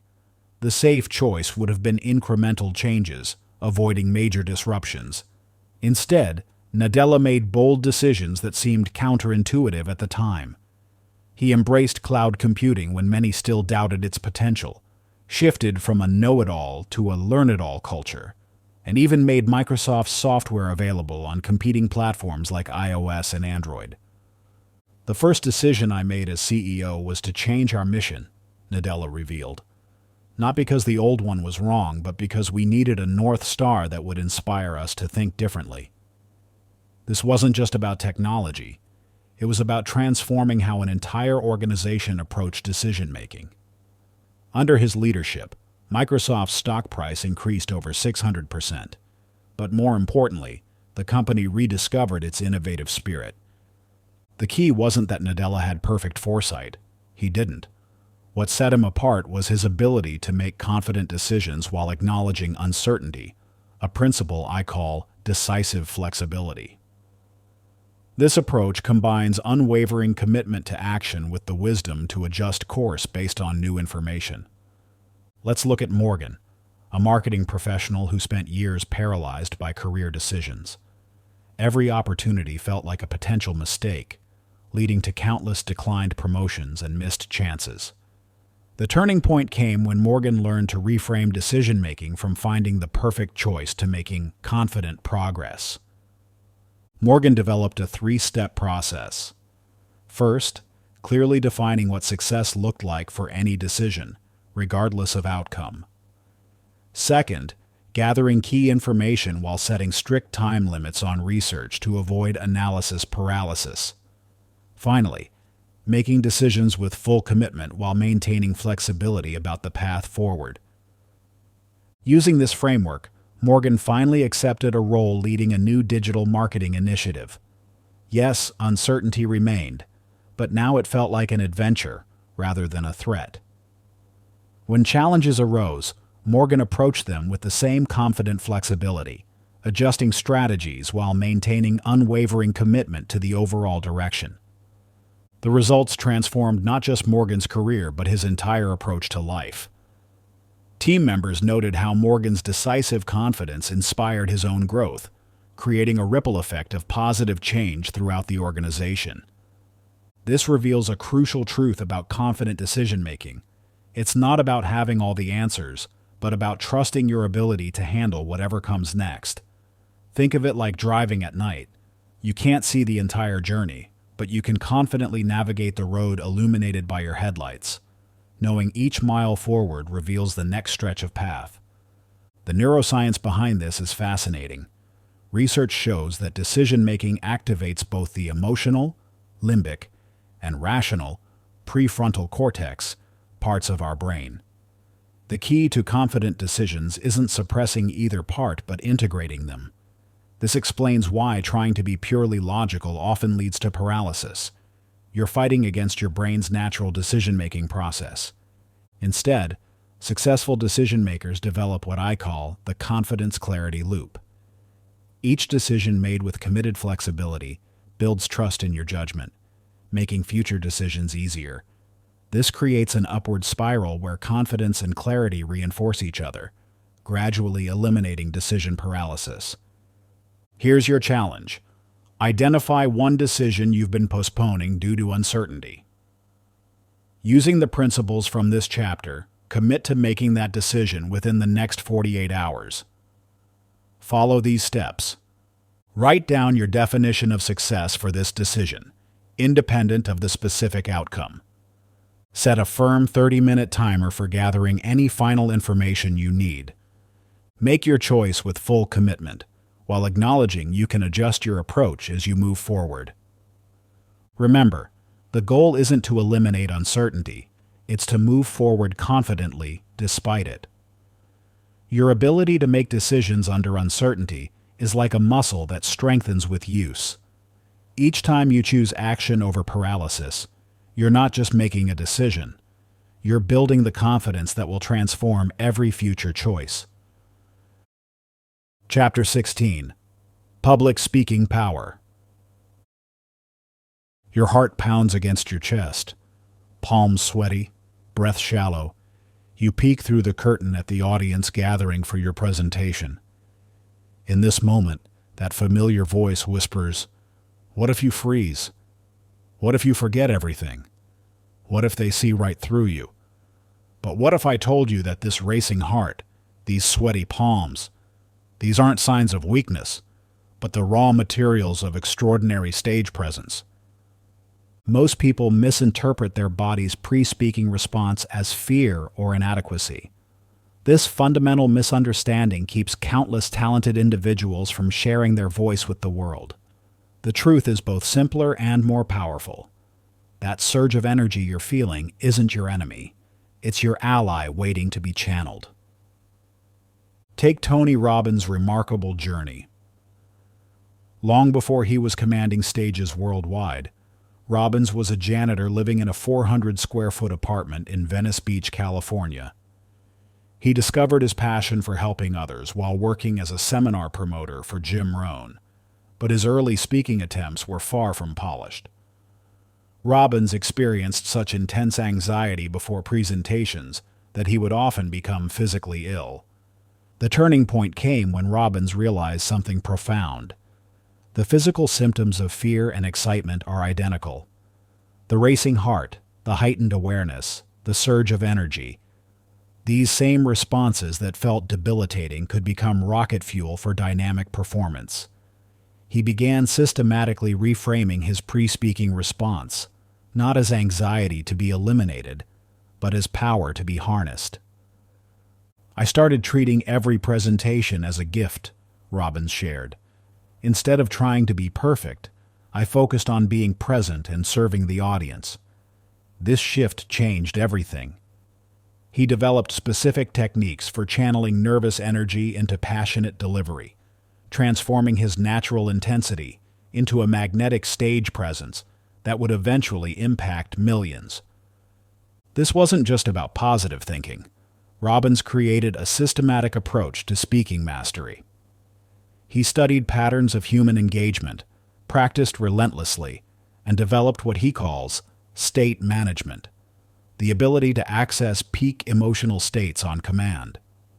Today, he can hold audiences of thousands spellbound for hours, not because he eliminated nervous energy, but because he learned to direct it purposefully.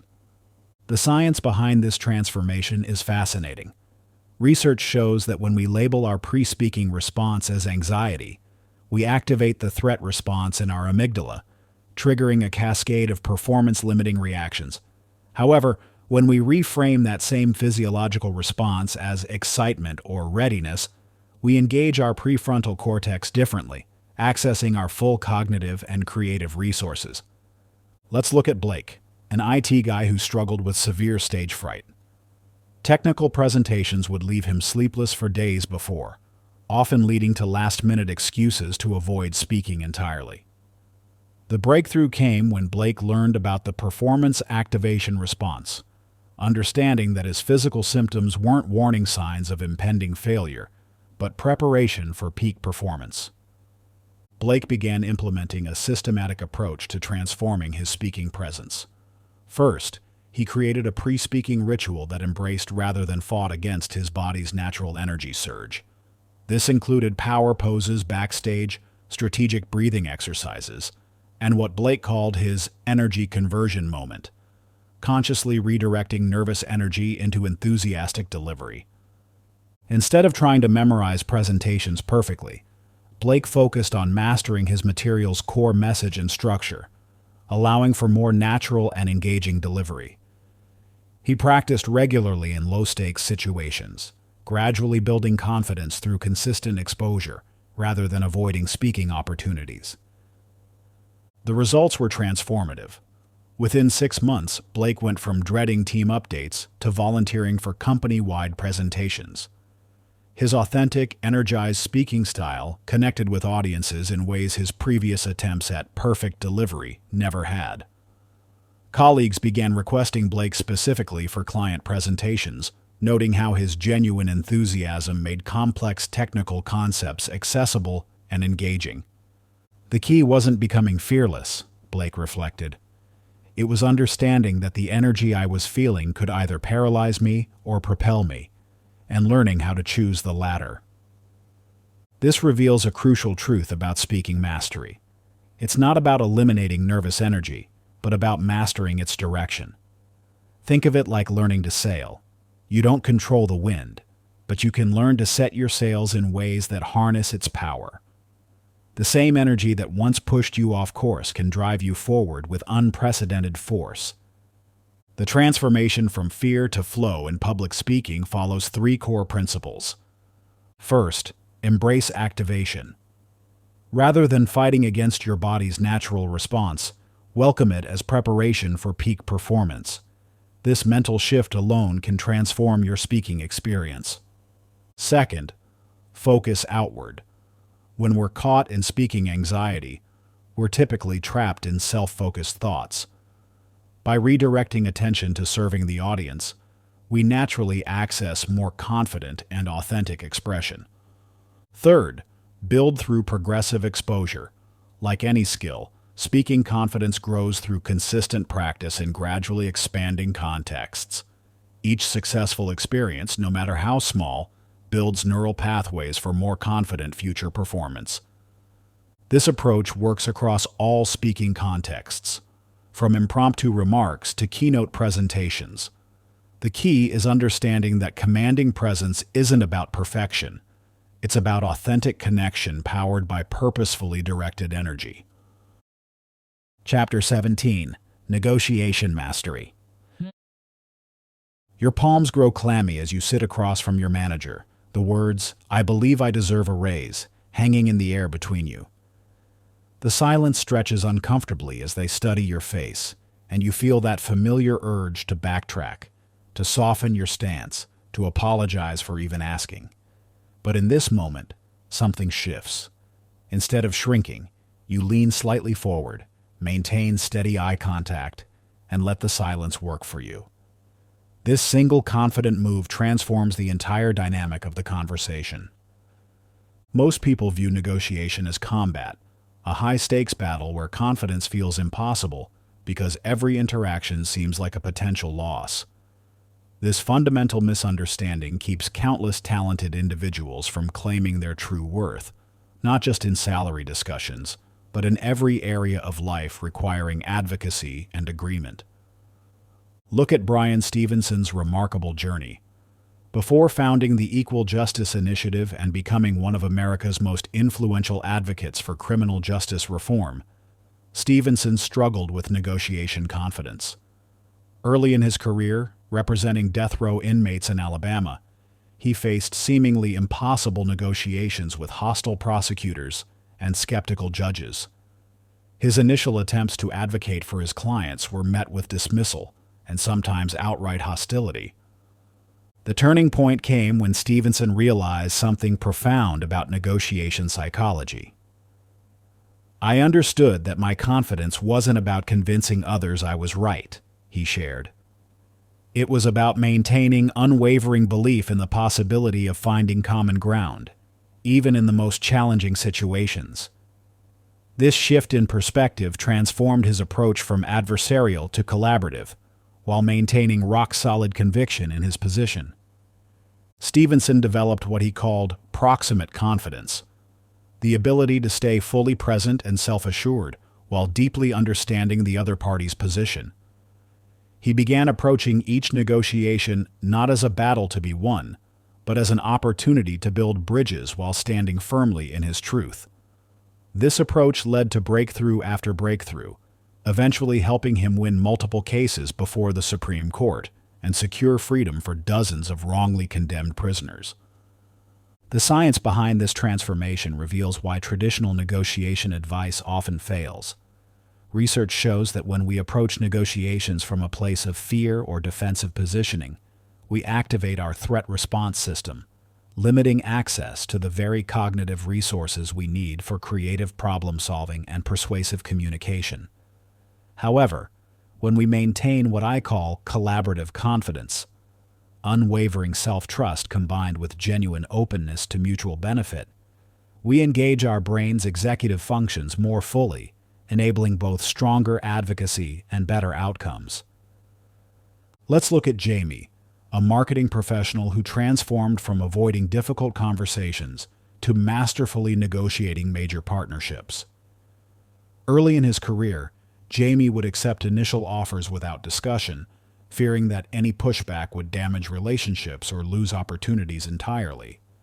This changed when he learned about the confidence-competence loop in negotiation, understanding that confidence isn't just an outcome of successful negotiations, but a critical input that shapes how we prepare, engage, and respond throughout the process.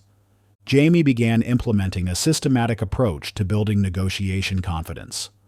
First, he created what he called his worth ritual, a pre-negotiation practice that involved reviewing his value proposition and past successes, effectively anchoring his confidence in concrete evidence rather than emotional states.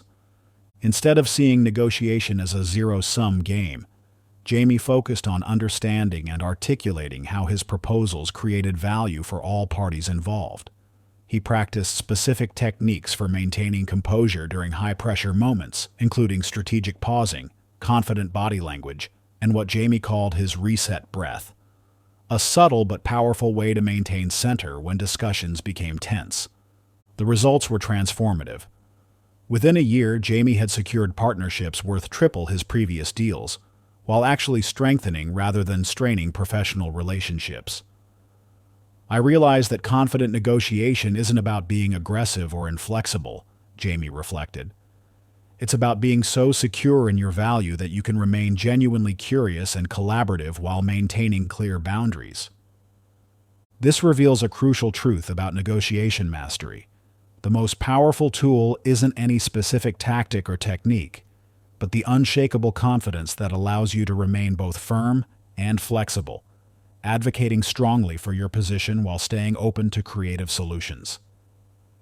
The transformation from negotiation anxiety to negotiation confidence follows three core principles. First, anchor in value.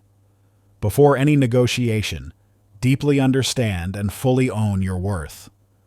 This isn't about inflation or exaggeration, but about having complete clarity on the genuine value you bring to the table. Second, maintain proximate confidence. Stay fully present and self-assured while seeking to understand the other party's position deeply. This combination of strength and openness creates the conditions for breakthrough solutions. Third, focus on mutual benefit. True negotiation confidence comes from knowing that you're working toward outcomes that serve everyone involved, even while advocating firmly for your position. For your immediate application, I want you to choose one current situation in your life requiring negotiation, whether it's a work discussion, a personal boundary, or a business deal. Find a trusted friend or colleague and role-play the conversation twice. In the first round, approach it from your typical stance. In the second, consciously apply the principles of collaborative confidence we've discussed. Notice how this shift in approach changes both your experience and the potential outcomes. Chapter 18. Resilience through Adversity. Imagine standing before a bamboo tree in its first year of growth. You water it faithfully, tend to the soil with care, yet see absolutely nothing happening above ground. The second year passes, then the third, and still no visible growth. Most people would have given up long ago, convinced their efforts were futile. But those who understand the bamboo tree's secret know something remarkable is happening beneath the surface. For 4 years, this extraordinary plant focuses entirely on developing an elaborate root system, an underground network so robust and intricate that it can support explosive growth when the moment arrives.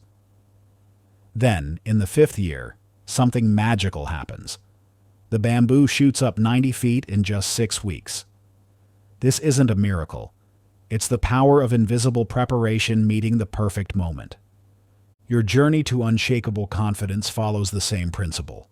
While you might feel frustrated by seemingly slow progress, every challenge you face, every setback you endure, is actually strengthening your psychological root system in ways you can't yet see. Take a look at the extraordinary story of Malala Yousafzai. At age 15, she was shot in the head by Taliban gunmen for advocating girls' education in Pakistan's Swat Valley. This moment of unimaginable adversity could have silenced her forever. Instead, it became the catalyst for developing a level of confidence that would change the world. During her recovery, Malala didn't just heal physically. She was developing her own psychological root system. Each day of rehabilitation, each moment of facing her fears, strengthened her conviction. "The terrorists thought they would change my aims and stop my ambitions," she said. "But nothing changed in my life except this. Weakness, fear, and hopelessness died. Strength, power, and courage were born." This transformation wasn't instant. Like the bamboo tree, Malala's unshakable confidence grew through a period of invisible but crucial development. She used what I call adversity alchemy, transforming each challenge into fuel for greater strength. The very attempt to silence her amplified her voice. The effort to limit her reach expanded her influence globally. By age 17, she became the youngest Nobel Peace Prize laureate in history, her confidence not despite her trauma, but partially because of how she transformed it. The science behind this phenomenon is fascinating. Research shows that adverse experiences, when processed with the right mindset and support, can actually strengthen neural pathways associated with resilience and confidence. This process, known as post-traumatic growth, explains why some people emerge from challenges not just recovered, but fundamentally stronger. Let me tell you about Phoenix, a small business owner who lost everything in a devastating hurricane. His store, home, and savings gone overnight. For many, this would be a confidence-shattering blow. But Phoenix understood something crucial about adversity. It reveals strengths you never knew you had. Instead of viewing the disaster as an ending, Phoenix saw it as an opportunity for transformation. He began by practicing what he called root-level thinking, focusing not on what was lost, but on what remained unshakable: his skills, relationships, and core values. Each day, he wrote down one thing he learned about his own resilience. Phoenix started small, rebuilding his business piece by piece, but with a completely new approach.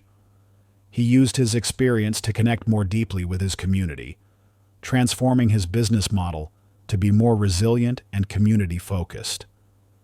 Within 2 years, he had not only rebuilt, but expanded to 3 locations, employing other disaster survivors and creating a network of mutual support. "The hurricane took everything I had," Phoenix reflected, "but it gave me something I never expected: unshakable confidence in my ability to handle anything life throws at me. That's something no storm can wash away." This story illustrates a crucial truth about confidence through adversity. It's not about avoiding challenges, but about developing what I call your resilience roots, the psychological infrastructure that turns setbacks into strength. Just like the bamboo tree's invisible but crucial root system, these mental and emotional foundations determine how high you can ultimately grow. The process of adversity alchemy follows 3 key principles. First, embrace the underground phase. Understand that periods of apparent non-progress are often when you're developing your most crucial strength. During these times, focus on building your psychological root system through reflection, learning, and small consistent actions. Second, practice intentional reframing. Every setback contains within it the seeds of greater confidence. Your job is to find them. Ask yourself, what is this challenge teaching me about my own strength? How can this difficulty become a foundation for future growth? Third, maintain growth perspective. Like the bamboo tree, breakthrough moments often appear sudden, but are actually the result of long-term preparation. Trust that your consistent efforts, even when progress isn't visible, are building towards significant growth. Your challenge now is to identify your 3 most significant setbacks and transform them through adversity alchemy. For each one, write down what this challenge revealed about your strength, what specific skills or resilience you developed because of it, how you can use this experience to fuel your confidence going forward. Remember, like the bamboo tree, your greatest growth may be happening beneath the surface right now. Trust the process, water your roots daily with small actions, and prepare for the moment when your confidence shoots skyward, strong enough to withstand any storm because of the invisible work you're doing today. Chapter 19. The Confidence-Competence Loop. Here's a truth that might surprise you. Confidence times competence equals impact squared. This isn't just clever mathematics. It's the hidden equation behind every extraordinary achievement. Most people focus on one or the other, but it's the multiplication of these forces that creates exponential results. When you double your confidence alone, you double your impact. Double your competence alone, same result. But when you increase both simultaneously, your impact grows fourfold. This powerful relationship explains why some people seem to accelerate past their peers, even when starting from similar positions. They've discovered what I call the compound effect of confidence and competence, where each element fuels the other in an unstoppable upward spiral.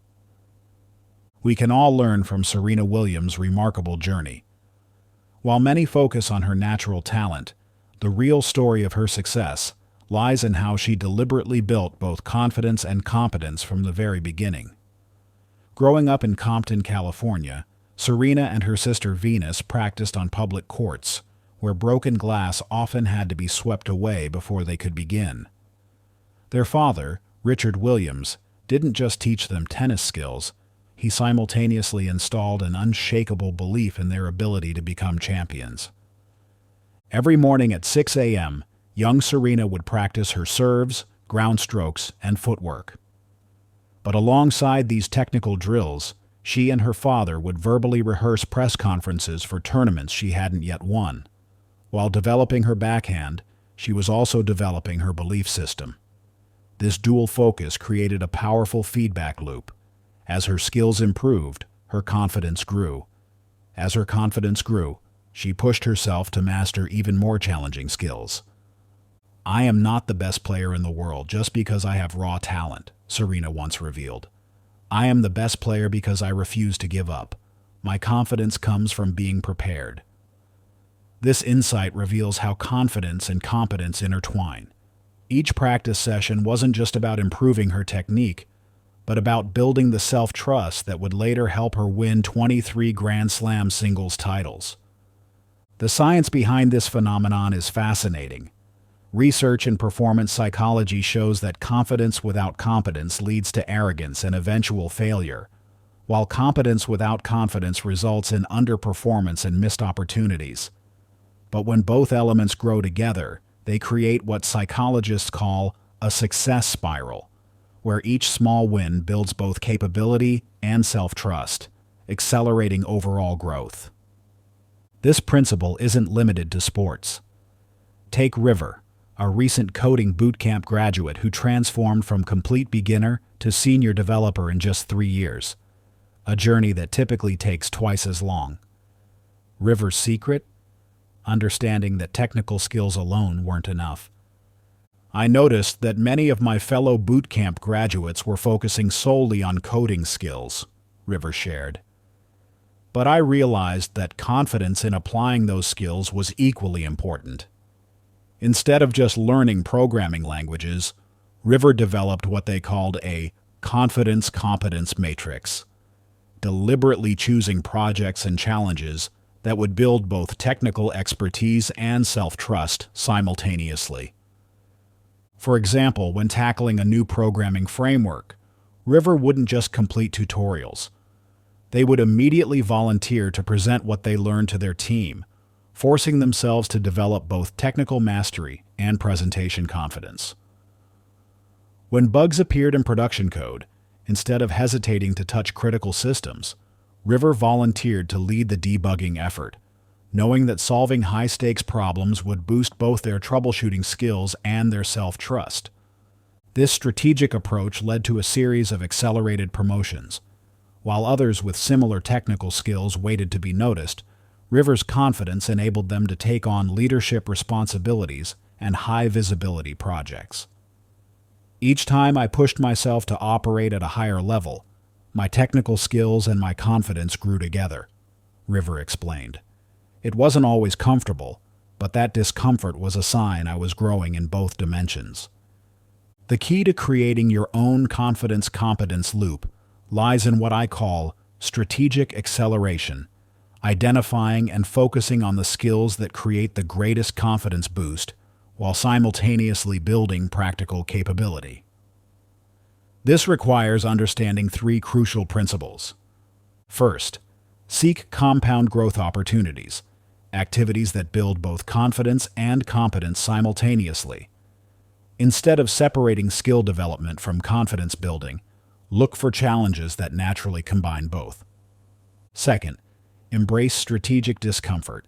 Deliberately choose projects slightly beyond your current capabilities.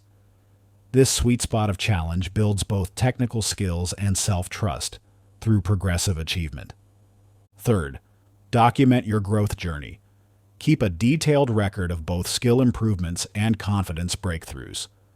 This creates tangible evidence of your progress, fueling further growth in both dimensions. Your challenge now is to create your own confidence-competence growth plan. Take out a piece of paper and draw 2 columns. In the first column, list 3 specific skills that would significantly impact your success in your chosen field. In the second column, write down how mastering each skill would boost your confidence. Then, for each skill, identify one specific project or challenge that would build both competence and confidence simultaneously. Remember, the key is to choose activities that stretch you in both dimensions: technical capability and self-trust. This isn't just another planning exercise. It's your blueprint for exponential impact. By deliberately growing both confidence and competence together, you're not just adding to your capabilities, you're multiplying your potential for extraordinary achievement. Chapter 20. Leadership Presence. Imagine standing in front of your team as an unexpected crisis unfolds. Every eye turns to you, searching for direction, stability, and confidence. In this moment, you discover a fundamental truth about leadership. Your confidence doesn't just affect you, it ripples through your entire team, either amplifying their potential or undermining their resolve. The ability to lead with genuine confidence is what separates truly transformational leaders from those who merely manage. Yet most leadership advice gets this backwards, focusing on external techniques while ignoring the internal foundation that makes authentic leadership possible. Bob Iger's remarkable journey from local TV weatherman to CEO of the Walt Disney Company. In 1974, Iger was working at ABC as a studio supervisor, making $150 a week doing menial tasks. He wasn't born with the gravitas to lead one of the world's largest entertainment companies. He developed it through what he calls confident authenticity. Early in his career, Iger faced a pivotal moment that would shape his leadership philosophy. During a live broadcast, major technical issues threatened to derail the entire production. As the most junior person in the room, conventional wisdom said he should wait for senior leaders to solve the problem. Instead, trusting his understanding of the technical systems and his problem-solving abilities, he stepped forward with a solution. I realized in that moment that leadership isn't about waiting for permission or having the highest title, Iger later reflected. It's about having the confidence to take action when action is needed, while staying true to who you are. This principle guided Iger through increasingly challenging leadership roles. When he became CEO of Disney in 2005, many doubted his ability to fill Michael Eisner's shoes. Rather than trying to imitate his predecessor's style, Iger leaned into his own strengths: his calm demeanor, strategic thinking, and ability to build trust through authentic relationships. His confidence in his approach was tested early when he made the bold decision to acquire Pixar for $7.4 billion, a move many considered too risky.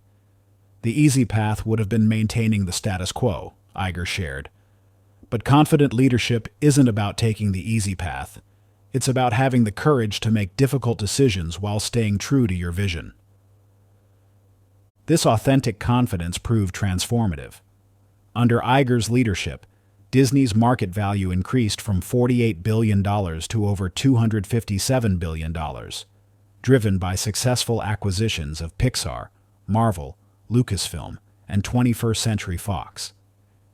Each move required not just strategic insight, but the confidence to make big bets while bringing others along on the journey. The science behind authentic leadership reveals why Iger's approach works so powerfully. Research shows that followers are exquisitely attuned to subtle signs of confidence, or lack thereof, in their leaders. When leaders try to project confidence they don't genuinely feel, it creates what psychologists call an authenticity gap, which actually undermines trust and engagement. This brings us to Dakota, a senior software engineer who struggled with the transition to team leadership. Despite technical expertise, Dakota initially tried to lead by mimicking other managers' authoritative styles, with disappointing results. "I felt like an imposter," Dakota shared. "I knew the technical aspects inside and out, but trying to be the kind of loud, commanding leader I thought I should be felt completely unnatural. My team could sense it, and it created distance rather than connection." Everything changed when Dakota discovered the principle of confident authenticity. Instead of trying to project an artificial leadership presence, Dakota began leading from a place of genuine self-trust, leveraging natural strengths like deep technical knowledge, thoughtful problem-solving, and genuine care for team members' growth. When a critical project faced serious technical challenges, rather than pretending to have all the answers, Dakota confidently acknowledged the complexity of the problem and engaged the team in collaborative problem-solving. "I realized that confident leadership isn't about knowing everything. It's about creating an environment where everyone's strengths can shine." This authentic approach transformed team dynamics. Engagement increased, innovation flourished, and the team began consistently exceeding expectations. "The more I trusted myself to lead in alignment with my true nature, the more my team trusted me," Dakota reflected. Through both these stories, we see how genuine leadership presence emerges from the intersection of self-trust and authentic expression. It's not about mimicking others or forcing an authoritative persona. It's about developing the confidence to lead from your unique strengths while inspiring others to do the same. This requires mastering what I call the 3 pillars of confident leadership. First, self-trust. Developing unshakable confidence in your ability to handle leadership challenges while staying true to your values. Second, authentic expression. Learning to communicate and make decisions in ways that align with your natural style while meeting the needs of your role. Third, inspirational impact. Using your genuine confidence to create an environment where others feel empowered to contribute their best work. Your challenge today is to practice confident authenticity in a specific leadership moment. Identify one situation in the next 24 hours where you need to demonstrate leadership, whether managing a team, leading a meeting, or simply taking initiative on a project. Instead of focusing on how you think a leader should act, commit to approaching the situation with genuine confidence in your unique strengths and style. Before the situation, take 5 minutes to write down what specific strengths you bring to this leadership moment, how you can authentically express those strengths while meeting the needs of the situation, one specific way you'll create space for others to shine. Remember, true leadership presence isn't about perfection. It's about having the confidence to be authentically yourself while bringing out the best in others. Your unique style of leadership, when expressed with genuine confidence, has the power to transform not just results, but the entire experience of work for those you lead. Chapter 21. Confident Creativity. You stand before a blank canvas, brush hovering uncertainly in your hand. The pristine white surface seems to mock you, each empty inch a reminder of all the ways you could fail. This moment, where possibility meets paralysis, isn't just about art. It's about every creative challenge you face, every innovative solution waiting to be born, every bold idea you've held back because that voice inside whispers, "What if it's not good enough?" The paralysis you feel in these moments isn't about lack of ability. It's about creative confidence. And understanding this distinction changes everything. We can all learn from Lin-Manuel Miranda's journey to creating Hamilton, arguably the most innovative musical of our time. Long before he revolutionized Broadway, Miranda was teaching high school English, carrying a kernel of an idea that most would have dismissed as absurd, telling America's founding story through hip-hop. "The first time I shared the concept," Miranda recalls, "people looked at me like I was crazy. A rap musical about Alexander Hamilton? It sounded ridiculous." But Miranda's creative confidence wasn't built on knowing his idea would succeed. It was built on trusting his creative process despite the uncertainty. The journey from that first idea to Hamilton's groundbreaking success reveals the true nature of creative confidence. Miranda spent years researching, writing, and rewriting. He performed the opening song at the White House in 2009, when the rest of the show was just possibilities in his mind. "I knew it might fail," he shares, "but I also knew that the only way to create something truly new was to risk that failure." The initial version of "My Shot," now one of the show's most iconic songs, took Miranda an entire year to write. "Every couplet had to be perfect," he explains. "I was writing words that were going to come out of the mouth of Alexander Hamilton. How dare I do that unless they were perfect?" This perfectionism could have been paralyzing. Instead, Miranda's creative confidence allowed him to stay in the messy middle of the creative process, trusting that each revision, each struggle, was part of bringing something new into the world. Hamilton went on to win 11 Tony Awards, and fundamentally change how we think about musical theater, historical storytelling, and the intersection of classical and contemporary art forms. Miranda's experience illustrates what I call creative courage, the ability to maintain confidence, not despite uncertainty, but because of it. True creative confidence isn't about knowing your ideas will succeed. It's about trusting your ability to navigate the creative process itself, with all its twists, turns, and inevitable moments of doubt. Notice how creative confidence operates on 3 key levels. Process trust, the ability to stay engaged and confident even when you can't see the final outcome clearly. Iteration, comfort, embracing multiple attempts and revisions as natural parts of creation rather than signs of failure. Possibility thinking, maintaining confidence in your ability to find solutions even when the path isn't clear. These principles apply whether you're writing a revolutionary musical, solving complex business challenges, or facing any situation that requires innovative thinking. Creative confidence isn't about knowing you'll succeed. It's about trusting your ability to navigate the creative journey. This is why traditional advice about creativity often fails. It focuses on techniques and tools while ignoring the fundamental need for creative confidence. Without this foundation, even the best creative methods become exercises in frustration rather than innovation. Here's your immediate creative challenge. Choose one problem or opportunity you're currently facing. It could be professional or personal, and commit to approaching it with creative confidence.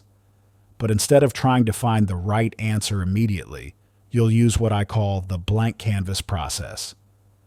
Spend exactly 10 minutes brainstorming potential approaches, giving yourself permission to include ideas that seem impractical or even impossible.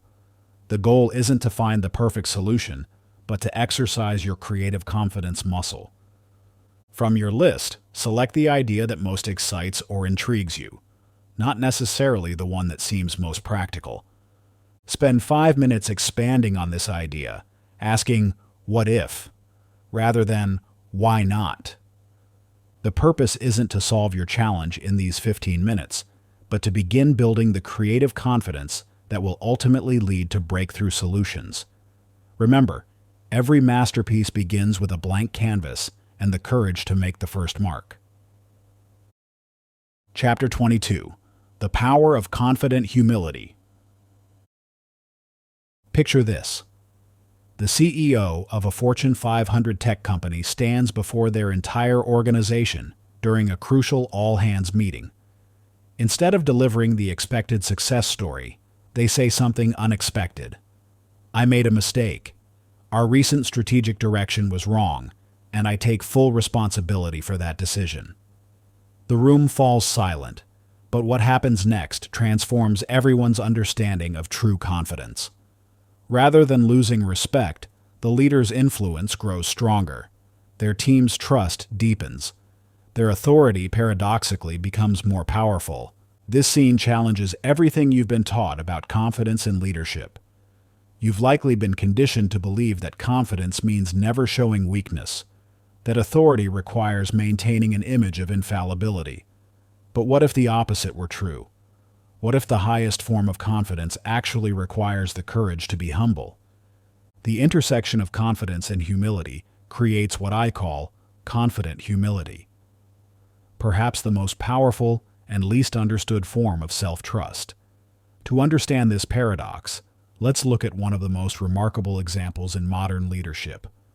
Jacinda Ardern's journey from small-town New Zealand to becoming one of the world's most respected prime ministers. When Ardern took office at 37, she faced immediate skepticism. Too young, too inexperienced, too feminine. The critics were relentless. But rather than attempting to project an artificial toughness, Ardern embraced a leadership style that would redefine what confidence looks like on the world stage. During the Christchurch mosque shootings in 2019, Ardern demonstrated this powerful combination of strength and vulnerability. She didn't hide her emotions when meeting with victims' families, wearing a hijab in solidarity and openly sharing her grief. Yet simultaneously, she showed unwavering strength in taking immediate action on gun reform and confronting hate speech. "I refuse to believe that you cannot be both compassionate and strong," Ardern stated in a powerful address to Parliament. This wasn't just rhetoric, it was a demonstration of confident humility in action. When faced with the COVID-19 pandemic, she continued this approach, regularly admitting what she and her team didn't know, while maintaining absolute clarity about the principles guiding their decisions. "We're going to make mistakes," she acknowledged early in the crisis, "but we will learn from them quickly and adjust our approach." This transparency, rather than undermining her authority, enhanced it. New Zealand's successful handling of the pandemic became a global example of effective crisis leadership. The key insight from Ardern's journey is that confident humility isn't about diminishing yourself. It's about creating space for both strength and openness to coexist. This brings us to a powerful story of how this principle transforms not just nations, but organizations and teams. Meet Sage, a senior product manager at a rapidly growing software company. Sage had always been known for her brilliant technical mind and drive for perfection. Her team delivered results, but there was a problem. Innovation was stifling, and team burnout was high. Sage's need to appear infallible had created a culture where people were afraid to take risks or admit mistakes. "I thought confidence meant having all the answers," Sage recalls. "I worked so hard to maintain this image of perfect competence that I was actually holding my team back." The turning point came during a failed product launch that could have ended Sage's career. Instead of trying to deflect blame or make excuses, Sage chose a different approach. In a crucial team meeting, Sage acknowledged her role in the failure, sharing not just what went wrong, but her own learning process. "I was terrified," Sage admits. "I thought showing vulnerability would destroy my authority. Instead, it transformed our entire team dynamic." What happened next was remarkable. Team members began sharing their own insights and concerns more openly. Innovation flourished because people felt safe to experiment and learn from failures. Within 6 months, the team had not only recovered from the failed launch, but had developed 2 breakthrough features that would become company-wide successes. The irony is that by letting go of the need to appear perfect, I became a much more effective leader, Sage reflects. My confidence actually grew stronger because it was based on genuine self-awareness, rather than a carefully maintained facade. This transformation illustrates the 3 core principles of confident humility: strength and acknowledgement, understanding that admitting limitations and mistakes doesn't diminish your authority. It enhances it by demonstrating secure self-awareness, learning through openness, maintaining unwavering confidence in your ability to grow while staying genuinely open to feedback and new perspectives. Authentic authority, building influence through the genuine combination of self-trust and humility, rather than defensive displays of competence. The key is understanding that confidence and humility aren't opposing forces. They're complementary strengths that enhance each other. When you trust yourself enough to be humble, you create a form of confidence that others can't help but respect and trust in return. This brings us to your reflection exercise. Think of a current challenge where you've been trying to maintain an image of perfect confidence. It might be a professional situation where you feel pressure to have all the answers, or a personal relationship where admitting uncertainty feels threatening. Now, identify one specific opportunity in the next 24 hours where you could practice confident humility. Perhaps it's acknowledging a mistake to your team, asking for help with something you're struggling with, or simply admitting when you don't know something. The goal isn't to diminish your confidence, but to strengthen it through genuine openness. Write down exactly how you'll approach this situation, being specific about what you'll acknowledge or ask, how you'll balance this vulnerability with clear self-trust, what you hope this openness will create in terms of trust and connection. Remember, true confidence isn't about being perfect. It's about being secure enough in yourself to embrace imperfection as part of growth.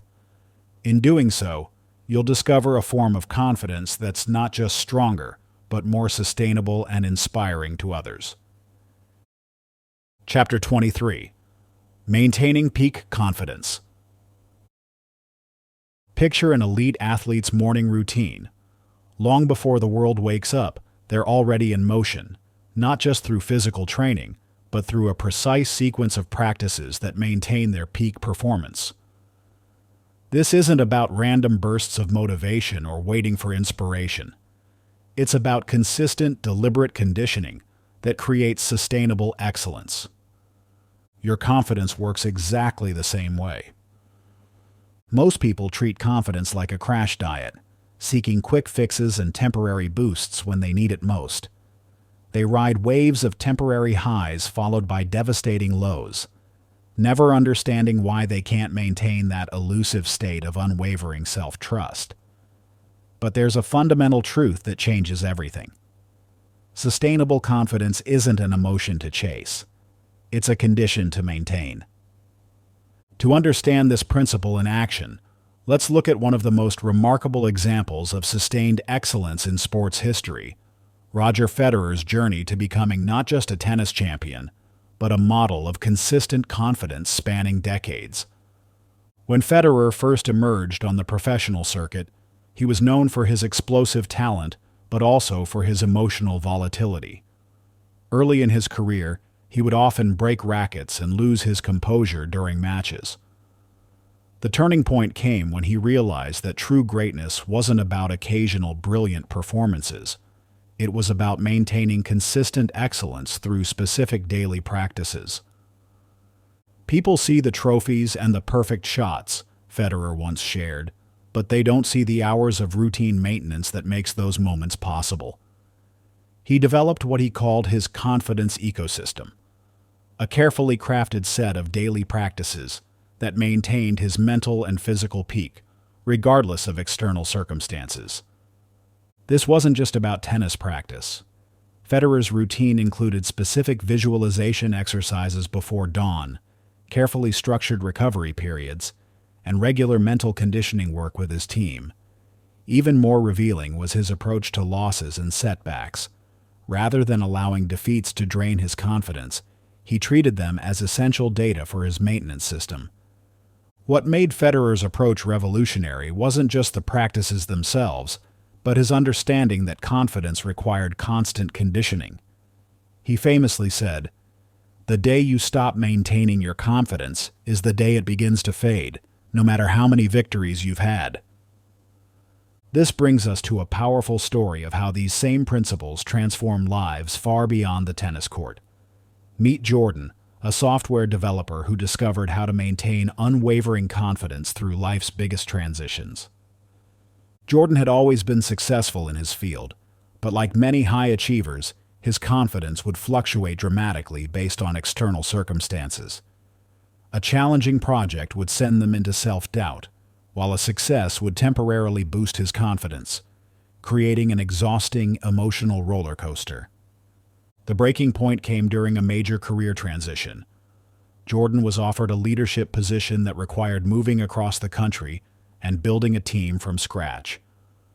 Instead of relying on his usual pattern of pushing through with sheer willpower, he decided to approach confidence differently. "I realized I had been treating confidence like an emergency resource, something to tap into when I needed it most," Jordan recalls. "But watching how elite athletes maintained their performance helped me understand that I needed a daily confidence conditioning routine." Jordan developed what they called his confidence maintenance system, a specific set of practices performed at different intervals, daily, weekly, and monthly. Each morning began with a 10-minute visualization exercise focusing on past successes and future challenges. Weekly reviews included dedicated time for processing setbacks and extracting lessons without self-judgment. Monthly, they would step back to calibrate his confidence baseline and adjust his maintenance routine as needed. The results were transformative. When the inevitable challenges of building a new team arose, Jordan's confidence remained steady. When key projects hit obstacles, instead of spiraling into self-doubt, he maintained clear perspective and decisive action. "The biggest shift wasn't in how I felt during successes. It was in how I maintained my confidence through setbacks," Jordan explains. "By having specific practices in place, I stopped treating challenges as confidence threats and started seeing them as natural parts of the growth process." This transformation reveals the three core principles of confidence conditioning: consistency over intensity. Regular, moderate practices maintain confidence more effectively than sporadic, intense efforts. Preventive maintenance, addressing potential confidence drains before they become critical through regular check-ins and adjustments. Systematic recovery, having specific protocols for bouncing back from setbacks rather than leaving recovery to chance. The key insight is that confidence, like physical fitness, requires regular maintenance through specific practices. Just as an athlete doesn't expect to maintain peak performance without consistent training, you can't expect to maintain peak confidence without dedicated conditioning. This brings us to your practical exercise: creating your personal confidence maintenance routine. Take out a piece of paper and design your own confidence conditioning system across 3 time horizons. Daily practices, 10 to 15 minutes. What specific morning routine will maintain your confidence baseline? Which evening practice will help you process the day's events constructively? Weekly practices, 30 to 45 minutes. Which day will you dedicate to deeper confidence maintenance? What specific review and reset practices will you include? Monthly calibration, 1 to 2 hours. How will you assess your confidence levels across different life areas? What adjustments will you make to your maintenance routine based on results? Choose practices that resonate with your lifestyle and personality, but commit to them with the same seriousness an athlete brings to their training routine. Remember, the goal isn't perfection. It's consistent maintenance that creates sustainable confidence over time. Start with your daily practice tomorrow morning. Your confidence is too important to leave to chance. Chapter 24. Your Confidence. Legacy. Close your eyes for a moment and travel with me to the distant future. You're sitting in a comfortable chair, surrounded by the warmth of a life well lived, looking back across the decades. What you see isn't just a series of personal achievements or overcome obstacles, though there are plenty of those. What takes your breath away is the vast web of lives you've touched, the countless individuals who found their own strength because you dared to develop yours. This isn't just visualization, it's a very real glimpse into the exponential impact of personal confidence. When you develop unshakable self-trust, you create ripples that extend far beyond your own life, touching people you may never even meet. To understand this profound truth, let's examine the extraordinary journey of Dr. Jane Goodall. In 1960, a young woman with no college degree but an unwavering passion for animals arrived in Tanzania. The scientific establishment dismissed her. She lacked credentials, used unconventional methods, and worst of all, in their eyes, was a woman in a male-dominated field. But Jane possessed something more powerful than credentials: authentic confidence in her mission. She trusted her intuition about observing chimpanzees up close, even when critics called her methods unscientific. She believed in the importance of her discoveries, even when established researchers tried to discredit her work. What's remarkable isn't just that Jane proved her critics wrong, it's how her confidence created exponential change. Her groundbreaking observations about tool use in chimpanzees didn't just revolutionize primatology. They transformed our understanding of what it means to be human. Her confidence in speaking truth to power helped launch the modern conservation movement. But here's the most powerful part. Jane's confidence inspired others to find their own. Young women saw her standing firm against criticism and realized they too could pursue their dreams. Local communities witnessed her respect for their knowledge and developed confidence in their own conservation efforts. Today, the Jane Goodall Institute has programs in over 30 countries, creating a network of confident changemakers who are transforming their communities. Every individual matters. Every individual has a role to play. Every individual makes a difference, Jane often says. This isn't just about conservation, it's about the exponential power of confident individuals inspiring others to step into their own power. This reveals the three core principles of confidence multiplication.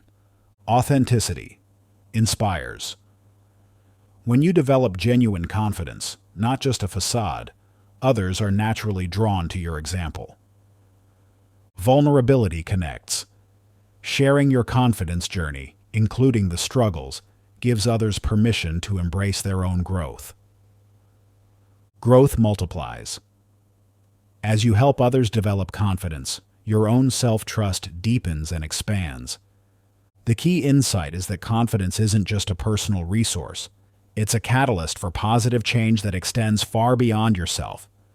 Every time you choose to build your self-trust, you create possibilities for others to do the same. This brings us to your legacy-building exercise. Take out your journal and answer these questions. What specific domain or area of life do you feel called to make a lasting positive impact? How could your growing confidence create opportunities for others in this area? What specific steps could you take in the next month to begin creating this ripple effect? Create a concrete plan for sharing your confidence journey in a way that empowers others. This might mean mentoring someone facing challenges you've overcome, sharing your story in a public forum, or creating opportunities for others to develop their own self-trust. Remember, your confidence journey isn't just about you. It's about the countless lives you'll touch as you grow. Start creating those ripples today. Conclusion. As you close these pages, take a moment to acknowledge the profound journey you've undertaken. You began this book seeking answers about confidence, perhaps viewing it as some elusive quality that others seem to naturally possess. Now you understand the deeper truth. Confidence isn't something you find. It's something you build, deliberately and consistently, through conscious choice and dedicated practice. Think back to where you started. Perhaps you were hesitating before important decisions, doubting your abilities, or waiting to feel ready before taking action.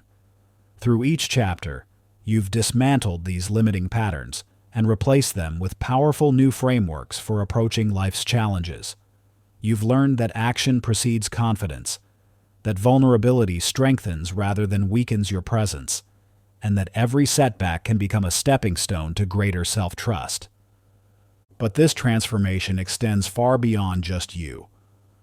As you've developed genuine confidence, you've likely noticed subtle shifts in how others respond to you. Relationships may have deepened as your authentic self-expression created space for genuine connection. Professional opportunities might have expanded as your growing presence naturally drew others to your leadership. Most importantly, you've become a living example of what's possible when someone commits to developing unshakable confidence. To help you maintain momentum, let's establish your confidence continuation plan. First, identify 3 key principles from this book that resonated most deeply with you. These will become your foundational practices, the core elements you'll return to again and again as you face new challenges. Next, look ahead to the next 3 months. What specific situations or goals will require you to stretch your confidence? These become your growth opportunities, chances to deliberately practice and strengthen your self-trust. Finally, consider your sphere of influence. Who could benefit from what you've learned? How might you share your journey in a way that inspires others to develop their own confidence? Remember, maintaining confidence is like maintaining physical fitness. It requires consistent practice and occasional recalibration.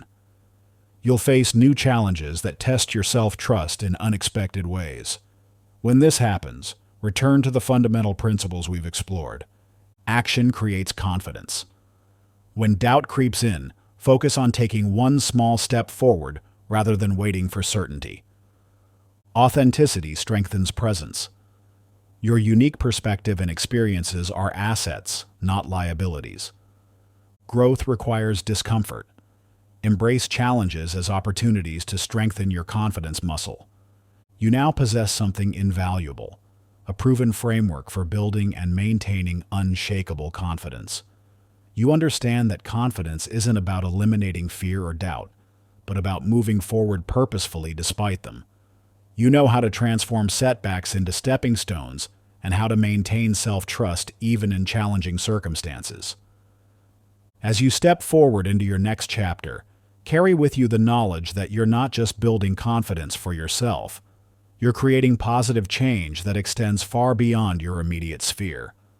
Your growing self-trust will inspire others, create opportunities for those around you, and contribute to a more confident and capable world.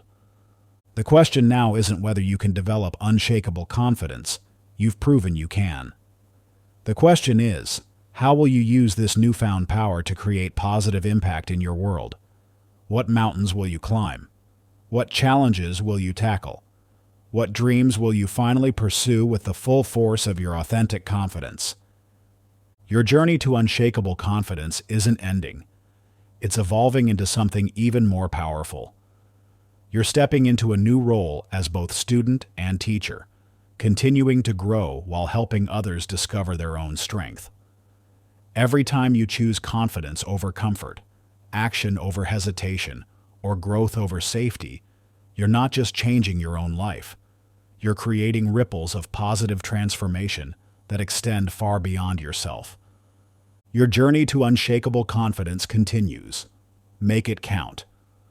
Thank you for listening and for investing in yourself. I believe in you. Your potential is endless. Now go out there and create the life you deserve.